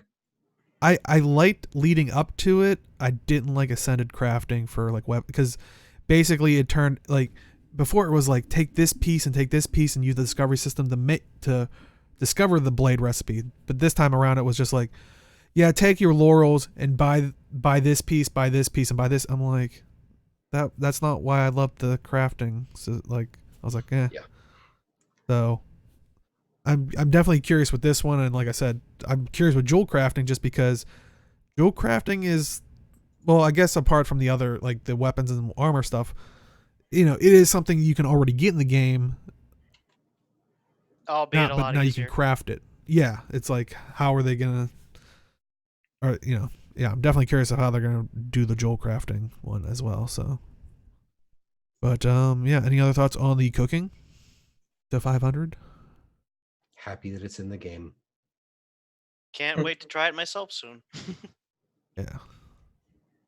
Make some good food. But some of the events, or no, sorry, no, well, I guess a quick reminder of the event thing that we were talking about last week was I think September 3rd starts this like increase in mastery XP and stuff in Heart of Thorns and POF, which now makes Right. sense with the whole combining them easier. So if you need to play catch up, or if maybe you're getting that Heart of Thorns copy because you bought POF and you want to outfit, run that kind of stuff, this coming up week's going to be the time to increase all that stuff. But some of the I know, mister, that was the first thing we talked about, which if we have an after show, because I know I'm holding these people here for quite some time, maybe we'll readdress that, or I'm sure we'll be talking about it more throughout the months of people's feelings and stuff like that. But so some of the stuff that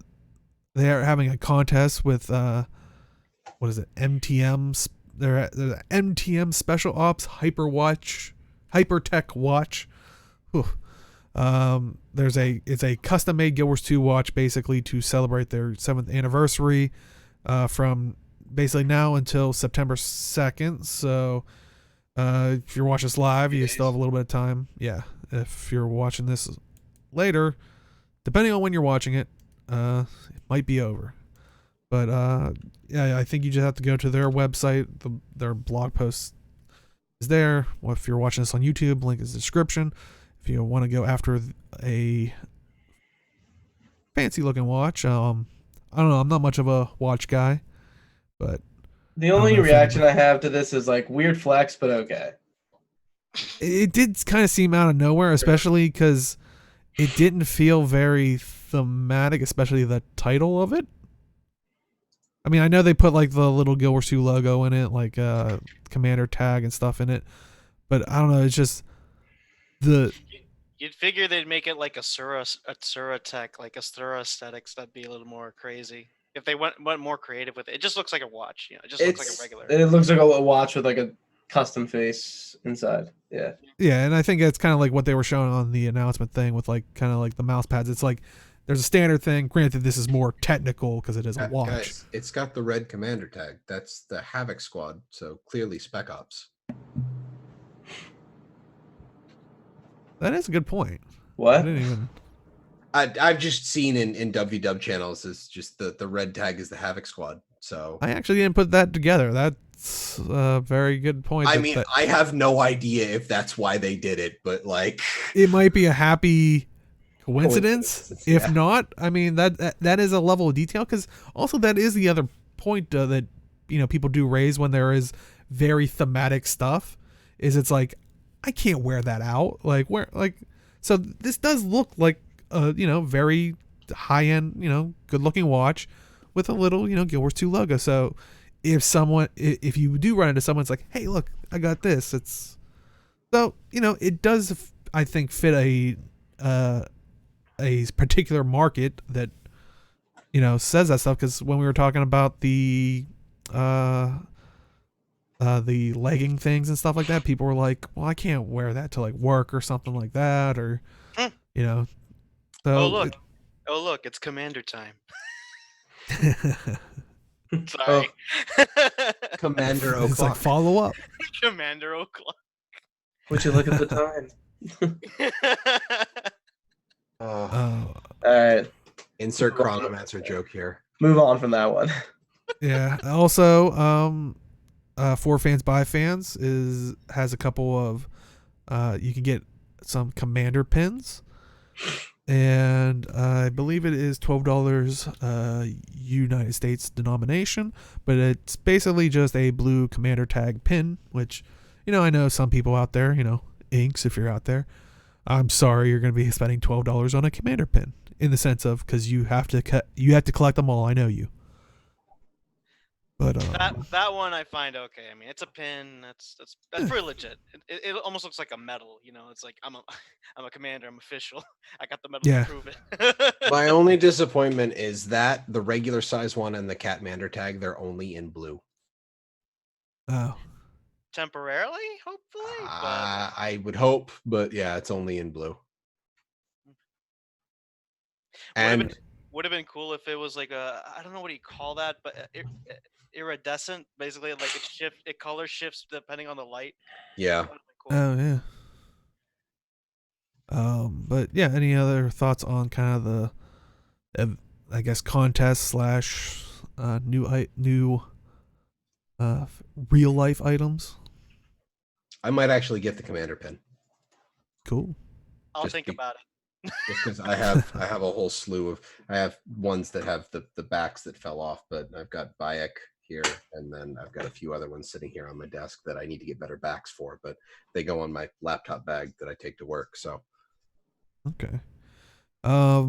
So hey, if you're doing that, you know what? Maybe you don't want a real life commander pin. Maybe you want to put that $12 to something in the gem store.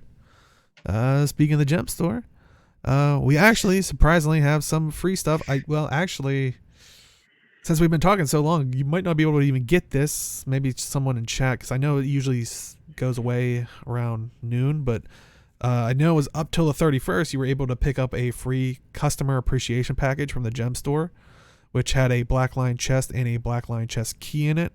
Like I said, I don't know if that would still be in there, because I know that kind of shifts out around noon.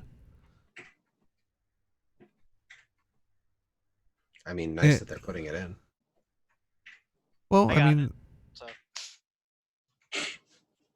and chat saying for Belgians, I guess they blocked it, which, I mean, it is still a gambling thing, so I guess they can't, even if they're giving you one free play with it. I mean, yeah, they just have the keys and the chests blocked in Belgium. Yeah, so I guess they can't in any regard, which I could understand from a government standpoint. But also they like we were talking about earlier, let me see,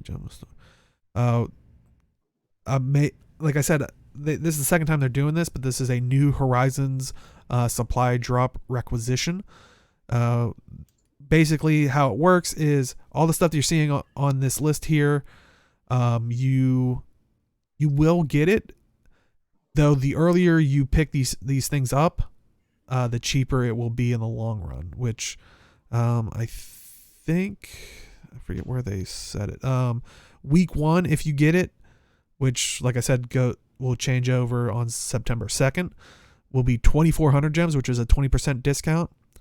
If you get it during week 2, it is 2,550 gems, which is a 15% discount.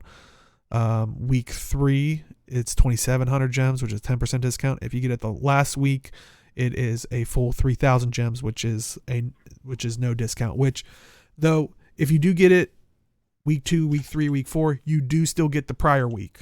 So it's not like you missed that stuff. It's all the stuff you're seeing there. It's just if you purchase it, depending on when you purchase it, if you're an early adopter, you get a bit of a discount. They've done this kind of thing too. Yeah. That's why I was wondering this. I wonder if these things might be a supplement to Living World as a model instead of expansions. The last one was 4 months ago. Okay. So, but yeah, there's new mount skin license, which I don't know if the actual item has hit the gem store yet, but I know people have got these things, and that it's the New Horizons mount licenses, and there will be a select version, which is a little bit more, but you get to pick, or random, which I do have here. Where is it? The mount skins? You can see them cycling through here of the new mount skins. And how it normally works is once you unlock one, you can't get duplicates or anything like that. I do like the Raptor Ooh. crag thing, like Oh, you like the shambling rock one. I think it's interesting. It made me go, ooh. Is that a fox? No, it's the jackal. Not jackal. The jackal is the fox. The raptor. It's like a rock elemental. No. I was looking at the stream. Oh, so. sorry, I missed it. No, it's okay. There was like a Springer, but it was like a fox or like a wolf. Yeah. Looking dude. The image here doesn't do it much justice. That thing has lightning and stuff crackling all over it. Yeah. For the one Yeah, jackal. it's like an Aztec looking jackal. Yeah, it's cool. That one's like, and like dusty stuff coming off of it. Like they're all. And I know the bundles that we showed earlier. Stuff coming off of it. Icebrood beetle. And the bundles we showed earlier do include like a Mount Select license, and I think later it does include like a random one or. You get the choosy one for this, and then you get a box that lets you choose a rando one. Oh, okay. The whole line of them. Okay. I kind of forgot that it's called the Warclaw, right? Yeah, the armored Garfield. I kind of forgot that even existed. I have it too, and I was just like I think I saw it in trailer that they showed yesterday, and I was like, holy shit, that's a thing. I forgot. And then there's like the fat, the really big chested sky scale. Yeah. I still don't have my sky scale. I got the thick scales. thick scale. I think the first gallery I saw that had this, it had the caption on that was "Oh Lord, he coming," and I'm like, that's an accurate description though. No, definitely the thing that really weirds me out about that one is it's got jiggle physics. That's really does it? Yeah, I saw someone had a video where like on its chest part. It's chest. I think it's neck. Like it jiggles like left and right. Yeah, not a lot. Not like a huge. Like you'd have to really violent. Like it wobbles. You gotta fucking shake that bad boy. Shake it like a Polaroid. But yeah. So you can pick that up in that bundle, or I'm sure they'll hit the gem store, as a feature like they normally do. But yeah, these tend to be like a preview thing, like if you want to be an early adopter. But are any of you considering maybe picking up the bundle or? Most likely not. I'm not a fan of the bundles. I meant to make this point earlier, going back to yesterday's announcement and what that like the bundle they're giving out for free. The bundles make me feel I don't know. They like they kind of like turn me off for some reason. There's too many of them. There's just like so many bundles, so many different things. It's like, oh, here, have this. And I'm just like, I'd rather. Yeah, I mean, if you want to support the game, sure. If you have the extra money for it, sure. But as far as like getting the packages, like there's nothing like so exclusive. Like there's nothing really that say you technically aren't going to miss as much. You can still get these items, but just separately. Sorry, continue. Well, I will say that the back, I know for a fact that the backpack and glider voucher, but any of the ones that are kind of choosy, they update. Because I did purchase the first supply drop, and the Iron Legion jetpack, backpack, and glider combo was not in it on release. I had that thing sitting on my account for, I think, until like a week ago, and then I activated it again and it was there. So these items aren't locked. They will update with stuff.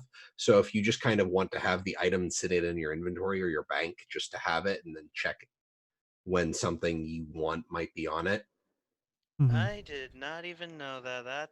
Yeah, some of the wardrobe ones, they'll be like every once in a while say we updated the wardrobe unlocks but if you're wondering, is it worth it? Like we said, if you order it at, we went through the price points, but someone on Reddit, which I'll throw the link in the description, I don't think they accommodated everything, but I think what they could get a value for In total, for all the items, which, like I said, if you even get the thing at week 4 while you're paying the full bundle price, you do get everything prior to it. It's not like you're losing out on anything, just you're losing out on a deal.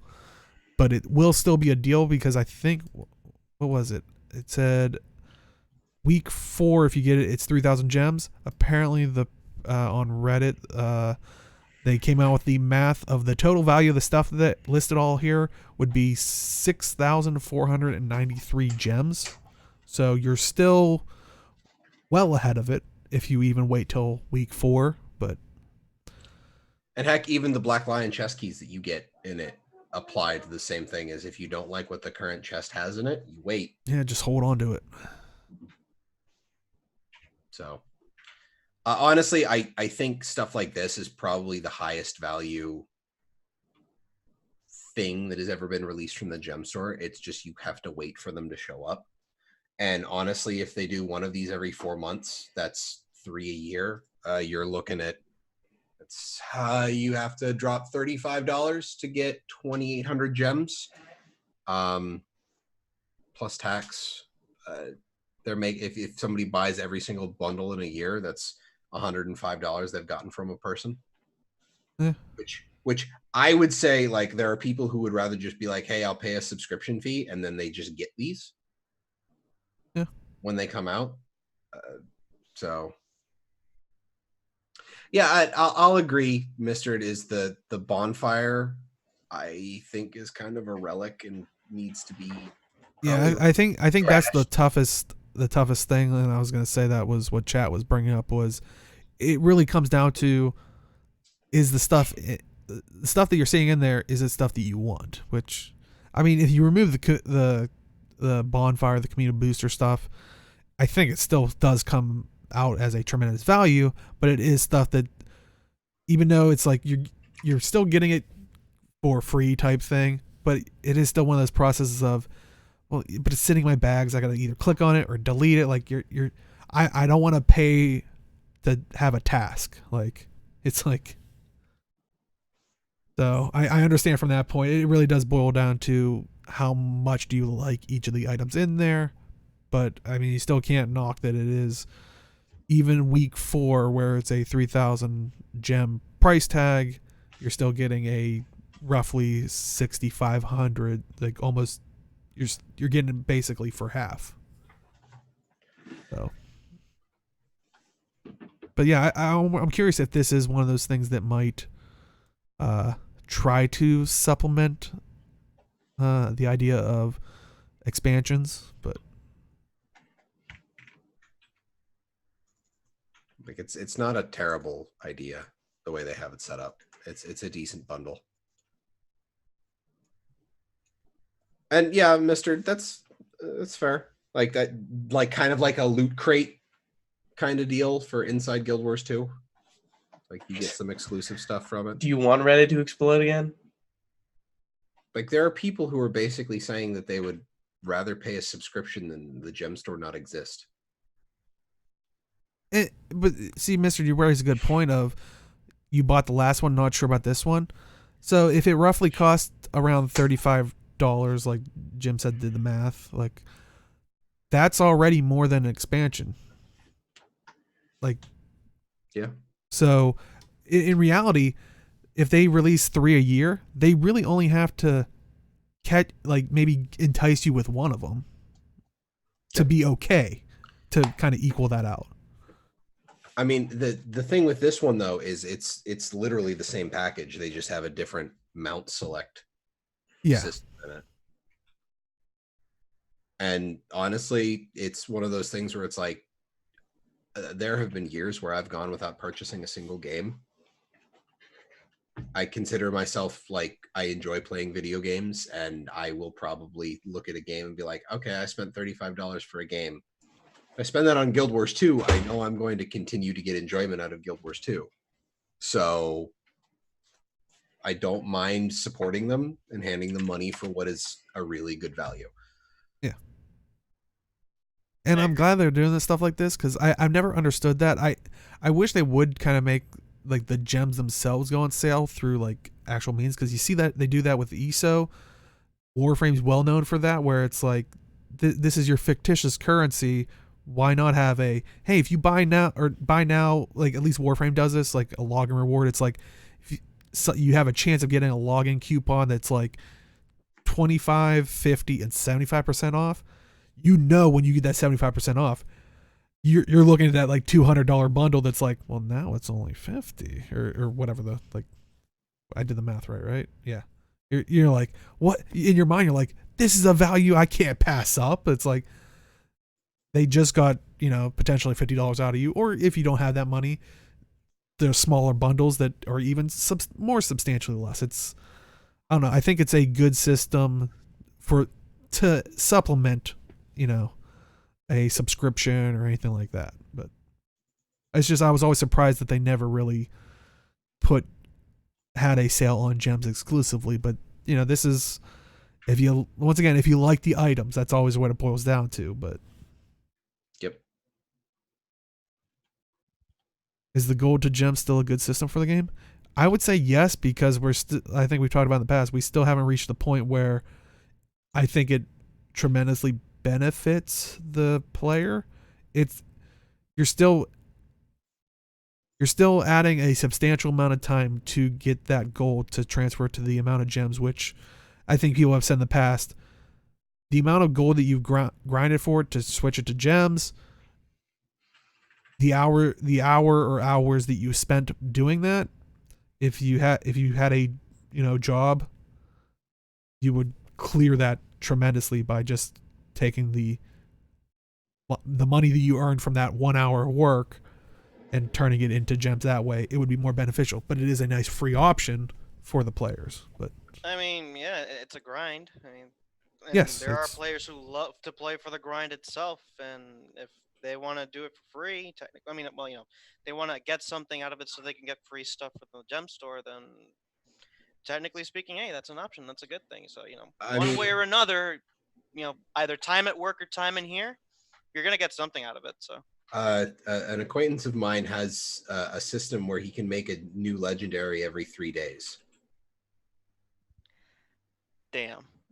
He has enough accounts that he can make a legendary every 3 days off of the login bonuses. Damn. Oh, that's another. That's where he makes his. Not you, Age. It's Salisi.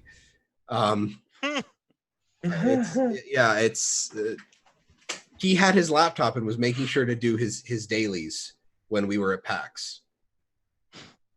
That's what Age did. Yeah. Yeah. Age is up at like at PAX East. Age is up on his computer at like 2 a.m. like doing dailies. Yep. I like how you say he did do that. He's doing that right now. If you followed him on Twitter, I guarantee you. Yeah. There we go. I think he said last night he was doing his daily. Yeah. There you go. Well, welcome to Legendary Industries. I make legendaries every 3 days. We're an efficient production team here. Yep. A one-man machine. He had it down to a science, and if that's how he makes his money, I mean, that's cool. That's fine. Whatever. I mean, but also with Black Lion chests, we have in honor of the 7th anniversary chests, you can preview a full list of contents. You can get the new Watchwork Wings package, which I did not grab the image for, but it did look pretty good. I'm not gonna lie. It's a cool looking. It's an uncommon drop. Of course. But some of the items that have been there, the Starborn outfit, Shifting Sands weapon collection. But also, if you are getting tickets while you're getting that stuff, you can also put it towards the Endless Ocean weapon skins, which you can see here. These are pretty cool. Yeah, they're pretty nice looking. And I think that they're I think 1 ticket a piece like normal. They are tradable, so if you don't have the luck or the money, you can always look on the trading post for them. But I'm curious what your guys' thoughts are on the endless. Looking pretty Ocean. hot, to be honest. They almost look like a Largos weapon set. You could almost like associate these weapons with the Largos if that was a thing. Largos I new know a race lot of- confirmed. I was saying, I know a lot of people were hoping like this is telling us that Bubbles is. It's like they've done a lot of What? content. I mean, we had Abaddon skins. I mean, No way. dev team. Did Where's somebody my actually Abaddon? say that? No, people thought this was like clearly we're going Like after a hint. dragon. Oh, shut up! Like, come on, like, really? Are you serious? To be fair, I've seen some people doing a breakdown of the new trailer and the part with the ship where gets crashed in the middle of the ocean. A lot of people have assumed Bubbles too. Listen, this ain't a Kojima trailer. Let's just chill out. Let's just chill out right here, right now. And there's not that much hidden stuff here. It's Yeah. Yeah, I was just, when you said that, I was like, was there a Kodan like peeing on the side or something? Isn't that a feature Yeah. of? Where was Jeff Keighley? Didn't see him. Yeah, I like the torch, to be Yeah. honest. For a minute, I thought you were just gonna start talking about Death Stranding. I was like, you just like, I haven't been paying any attention. I won't sidetrack us, but I just thought you were gonna bring that up. I just know Norman Reedus is involved, and that's all I know. I haven't followed any of it, but that's like honestly, I love the one-handed sword for this because of the rapier look. Yeah, I was gonna it's say it's the basically a rapier. rapier. It looks more like a lance. Yeah, Yeah, that too. Yeah, good call. But I don't know, something just gets me about the basket hilt swords. I just like the way they look. You're Farron at heart. No. Oh yeah, I've seen You look- somebody like doing like a preview of this, and somebody immediately called the Aquaman set too. So that's Yeah. I would just like to say I'm not rich, you know. yeah, most of these look cool. Yeah, I wouldn't think I they wouldn't look use it brilliant. myself, to be honest. I don't have a character that could fit the theme or anything like that. I but think that's the amazing thing is like I think that's usually our biggest compliments. Is like it looks amazing. Fashion Wars is like I don't think I could put it on my character. Like it wouldn't work on my style or. Yeah, that's just me. But yeah, real quick, anniversary sales. I think they'll still be going. I don't know if they'll technically still be going tomorrow if you're watching this on YouTube, but we got the Emblazoned Dragon Throne returning, the Dragon Emblem balloons, Blackline Hunter's contract, Season 3 Expedition contract, Maguma Pact Operation Portal device, level 80 boosts, which are 30% off, which I think was today as well. Or no, yesterday, sorry. Central Tyrio Waypoint Unlock Package, Guild Wars 2 Heart of Thorns Deluxe Upgrade, and Guild Wars 2 Path of Fire Deluxe Upgrade. So hey, maybe with that announcement, if you picked up the stuff, with that little extra bump of cosmetic goodies, you can pick that stuff up. I think they're still going on. But yeah, overall, how do you guys, real quick, feel about the sales this month for the anniversary? Their sales. Yeah, that's what I would say too. I got the throne immediately. I only had the basic chair, and I just needed something a little more cooler, so I just got the Yeah, chair. you gotta spice up your life. I got a rock. Oh Jesus! And it only took you 7 years. Chucky B. Last up we have Community Corner. And we talked about last week the Elitist Rating Party Tournament. This is a little bit the aftermath of it. Just a quick refresher. It was done by Mighty Teapot. 100% community driven. Over like 300,000 gold. I think $3,500, over $3,500 of cash. More than 30,000 gems was happening last week, the 24th and 25th. And kudos to him. I think on the 24th it was over 4,000 viewers. I think on Sunday it actually reached, I think maybe peaked at like 15,000 viewers. Yeah. 15 And or I know 16. a lot of maybe it was like 15 or 16. Yeah. It was a really high number, which I know a lot of people then really latched on to, it's like, Arena should have helped, push it and all that stuff. And I'm curious to hear your guys' thoughts. I know Teapot tried to put out some of the flames and said, I'll make a video tomorrow.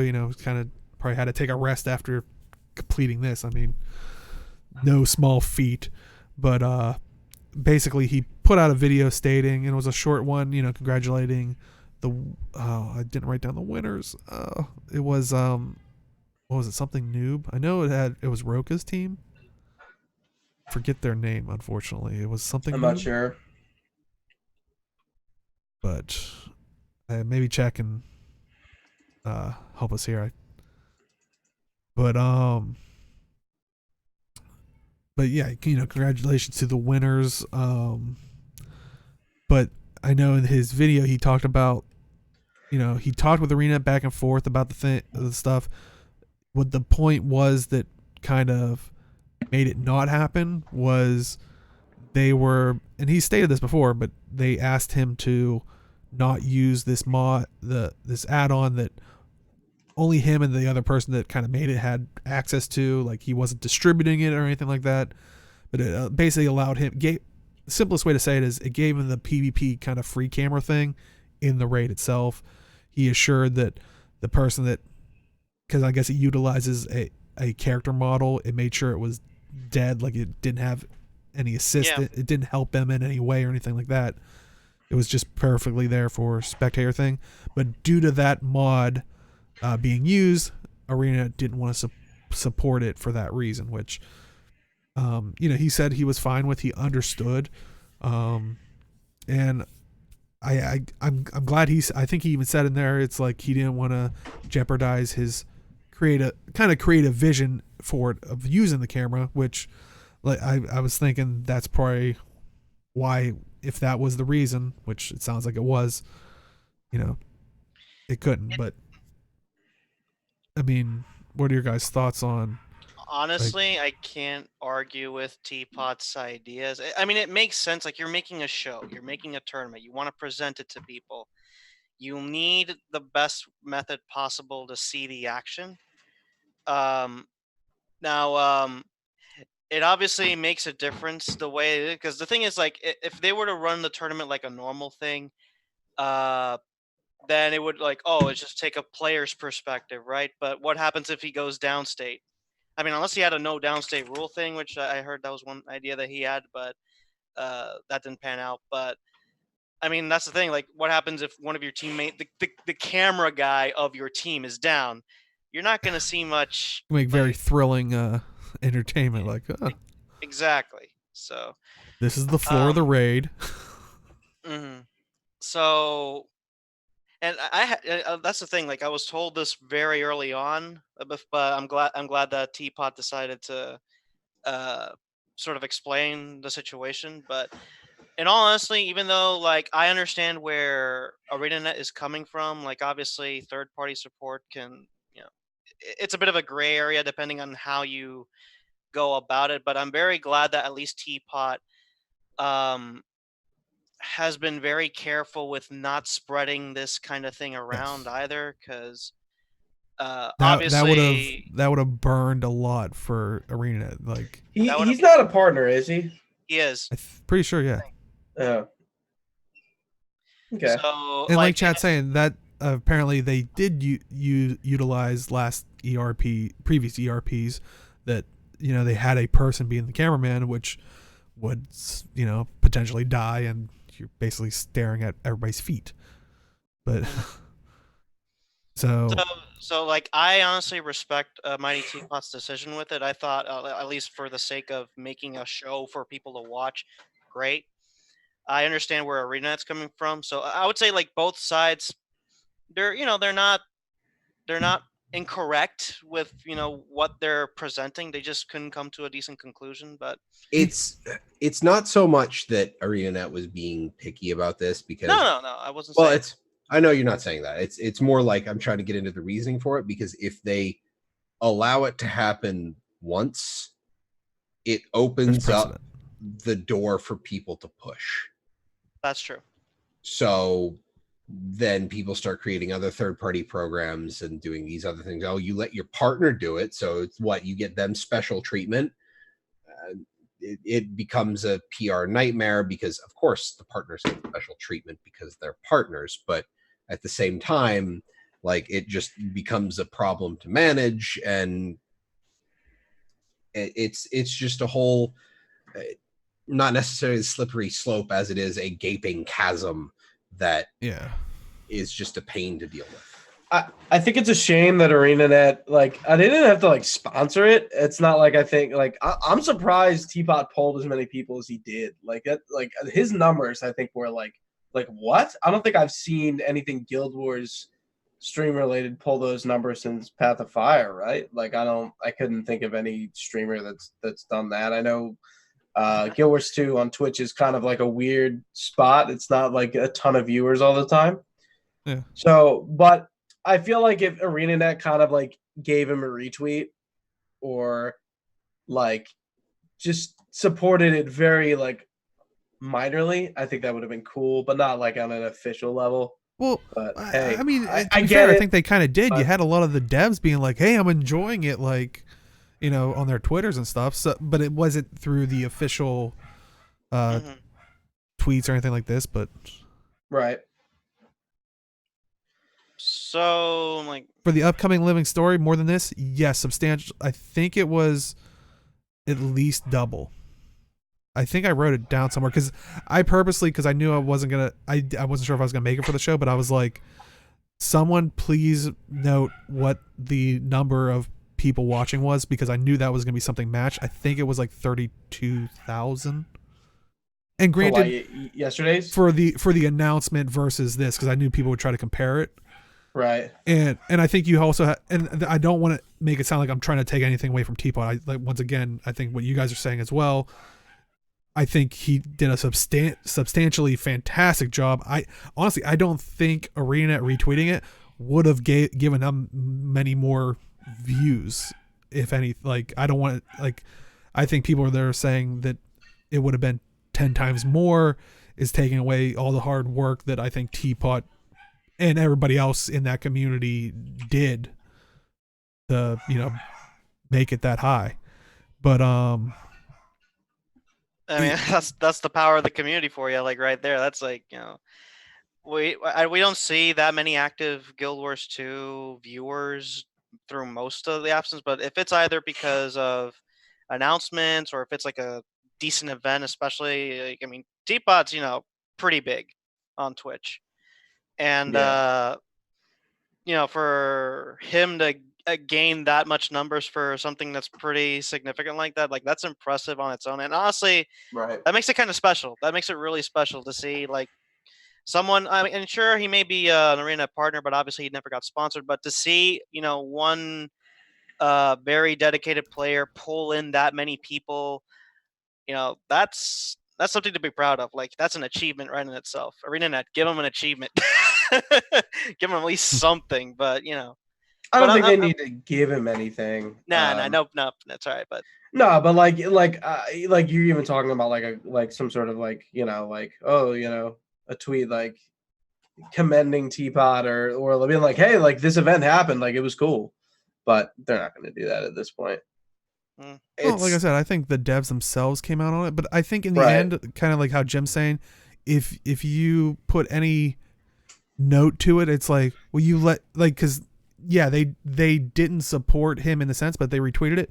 Well, you let him get away with knowing he had a mod. Like, that's what people will say down the road if they want to use it as a weapon against it. Yeah. But in this situation, and I think this is what more people have to start realizing is, think of it as he came up with a show and he went to different networks and he went to, hey, Guild Wars 2 network, would you like to put us on your show? Like, if you went to NBC with a show, well, these are our guidelines. Well, you know, we don't really do it in front of a live studio audience because that ruins the magic of our camera work and stuff like that, which is kind of what he did here. This kind of ruins our, you know, if we didn't have this mod, we might have viewership looking at the floor of your instance, which your art team has done great work with the environment, but I don't think that's what they're here for. It's so he took took the liberty of for his creative, process to be like, okay, I'll do this on my own, and they, like he said, an amicable disagreement is how so Right. I view it as that it was like the studio didn't pick it up, but granted we're on the internet, so if you have an internet connection he could easily have done it, but Right. I think ANET's a bit old-fashioned. I think you'll find a lot of companies, if they have certain rules, aren't willing to open it up after they establish it, and they've established from the get-go their line in the sand of how they deal with add-ons. I mean, at first they didn't want add-ons or mods, then they opened it up a little bit, but they still have that hard line, and It has to be vetted and permitted. Like, yeah. They have a team that has to, or at least a person that has to say, yes, this is okay.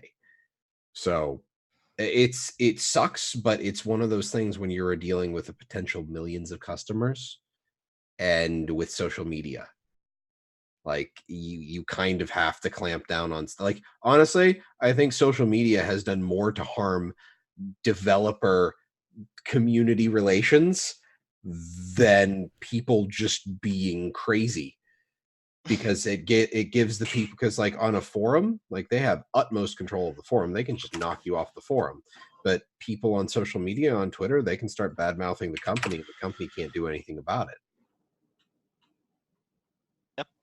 Yep. So But it any other sucks, final thoughts on the teapot thing? Because I'm really starting to feel bad keeping you guys here this long. Well, I had to run to the door, so I missed most of it. But grats to Teapot for pulling in, this many people for a raid thing, which is, arguably a niche audience for Guild Wars 2. That's really goddamn impressive, and congratulations to the people who won. It was a big deal, and I missed it. I didn't have a chance to watch it, but I'm sure it was hella fun to watch. Yeah, I didn't see any of it. I got in literally like once they finished, like at the end. Like I saw like the literal like last like 30 seconds. I was like, oh.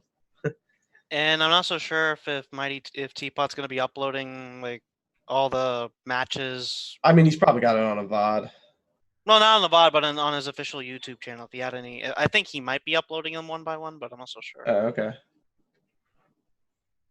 But yeah, like once again, a huge achievement to them and everybody that worked on it, participated in it. So definitely not easy. But also in Community Corner, I know we talked about in the past, Virtually Interrupted, who was previously Guild. Wait, I don't want to. What was their? Oh, Guild Mag? Guild Mag. For some reason, I want to say Guildcast, and I'm like, that's not it. But yeah, Guild Mag. They kind of closed shop, but they wanted to I think teased earlier that they were going to be Virtually Interrupted, which is more a generalized. Now I feel bad because Miku's in chat, which is important because we've talked about him also in the past. Miku, and also at Guild Wars Monk, who I think was in the chat earlier, who have done Tyria now, actually joined back in with them. Which, I mean, they were always part of. They were working on Guild Mag as well, but. So they still have Guild Wars 2 stuff, but they also I saw open up their page earlier. They had stuff about Star Trek Discovery, some Harry Potter stuff. I know they maybe tweeted out right before we were going live with something else. I don't know if it was Guild Wars 2 related, but they have Guild Wars 2 stuff and also other. I think, I always hate saying nerd culture, but all the stuff that I know you guys want to listen to. But so yeah, definitely check them out. Let me throw the link in description if you are at all. Yeah, nerd culture. Yeah. But and once again, if you're watching this on YouTube, links in the description. And I do know I saw Aaron tweeting earlier that Tyria now is going to be doing their news episode tonight. So, boy howdy, if you're already 4 hours in and not sick of us talking about it. Boy howdy, you are running a marathon that I don't know if I could follow. But also, we talked in the past, the Chronicles of Tyria, the Summer of Short Stories. Every week they're having a new story from the Guild Wars 2 community. Definitely go check it out. Once again, any of this stuff, if you want it, links in the description. Gamers Giving Back keep planning for Pink Day in LA. If you want to be a part of them, make sure to follow them on Twitter for new meetings, planning events, anything like that leading up to it. Also, we talked about it before, the Guild Wars 2 Artist Collective doing the Tyrian Gazette, there it is. And once again, ZeKrioX behind an image. It's okay. Don't worry, I know this is the last one. I just need to find where the image is. There it is. Basically, it's a kind of thematic to an in-game magazine, so something that you could conceptualize as seeing in the world of Tyria.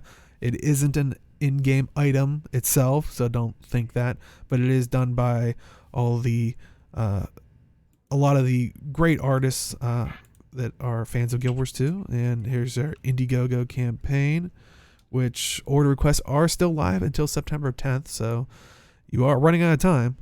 But yeah, definitely check it out if you are at all interested. And is there anything you guys want to elaborate on the community corner? I know I kind of rushed through it, but like I said, we're nearing a 4-hour show, and I'm really feeling bad for you guys. The magazine's like pretty dope.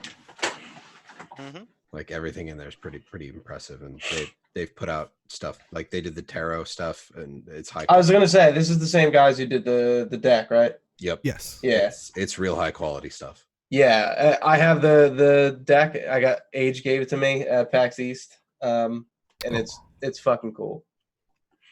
So what you're trying to tell me is if you find Age at a PAX convention, he'll give you free shit. Yeah, it's exactly what I'm telling you. Sorry, Age.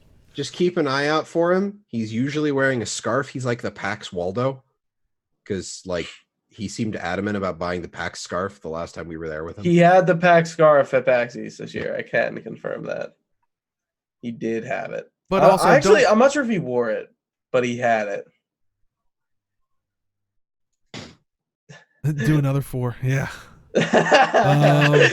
Hey, as long as you stretch and do all that stuff, which I haven't been, so I'm sure as soon as we are done with the show, I'll be stepping off to the side to stretch. But yeah, I gotta get no one listen to these people. I was gonna say I want to stress, if you do want to meet Age, I know he's at PAX West. Walk up to him like a normal human being. We talked about being a normal human being at the beginning of the show. Let's just tackle him and take his scarf. I don't want to put don't. I'm kind of trying to picture if that actually happened. At this point, this is not even one of those joke things. Like, I don't need Age being hurt. Age will just shadow step away. Take him down. For legal reasons, I feel like he won't. Don't do any of that stuff. Jeez.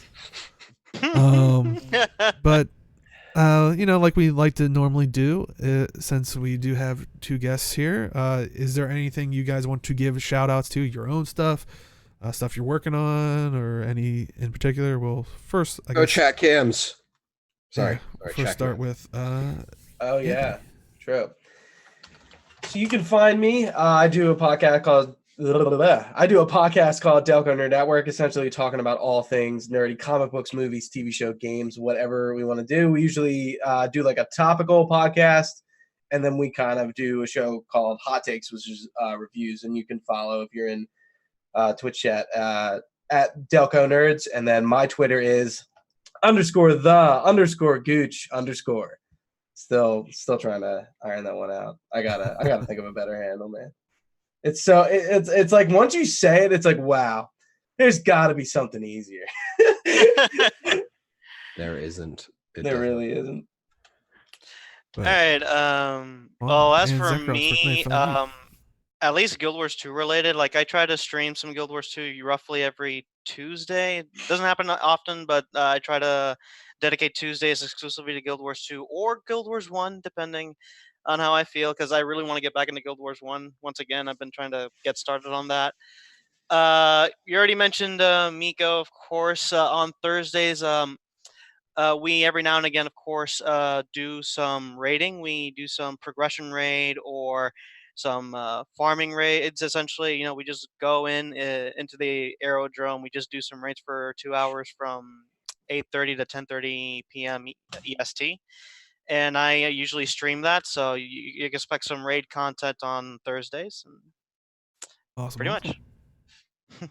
Yeah, that hooded Zodia guy's bugging you in chat. Do you want me to ban him for you? Nah.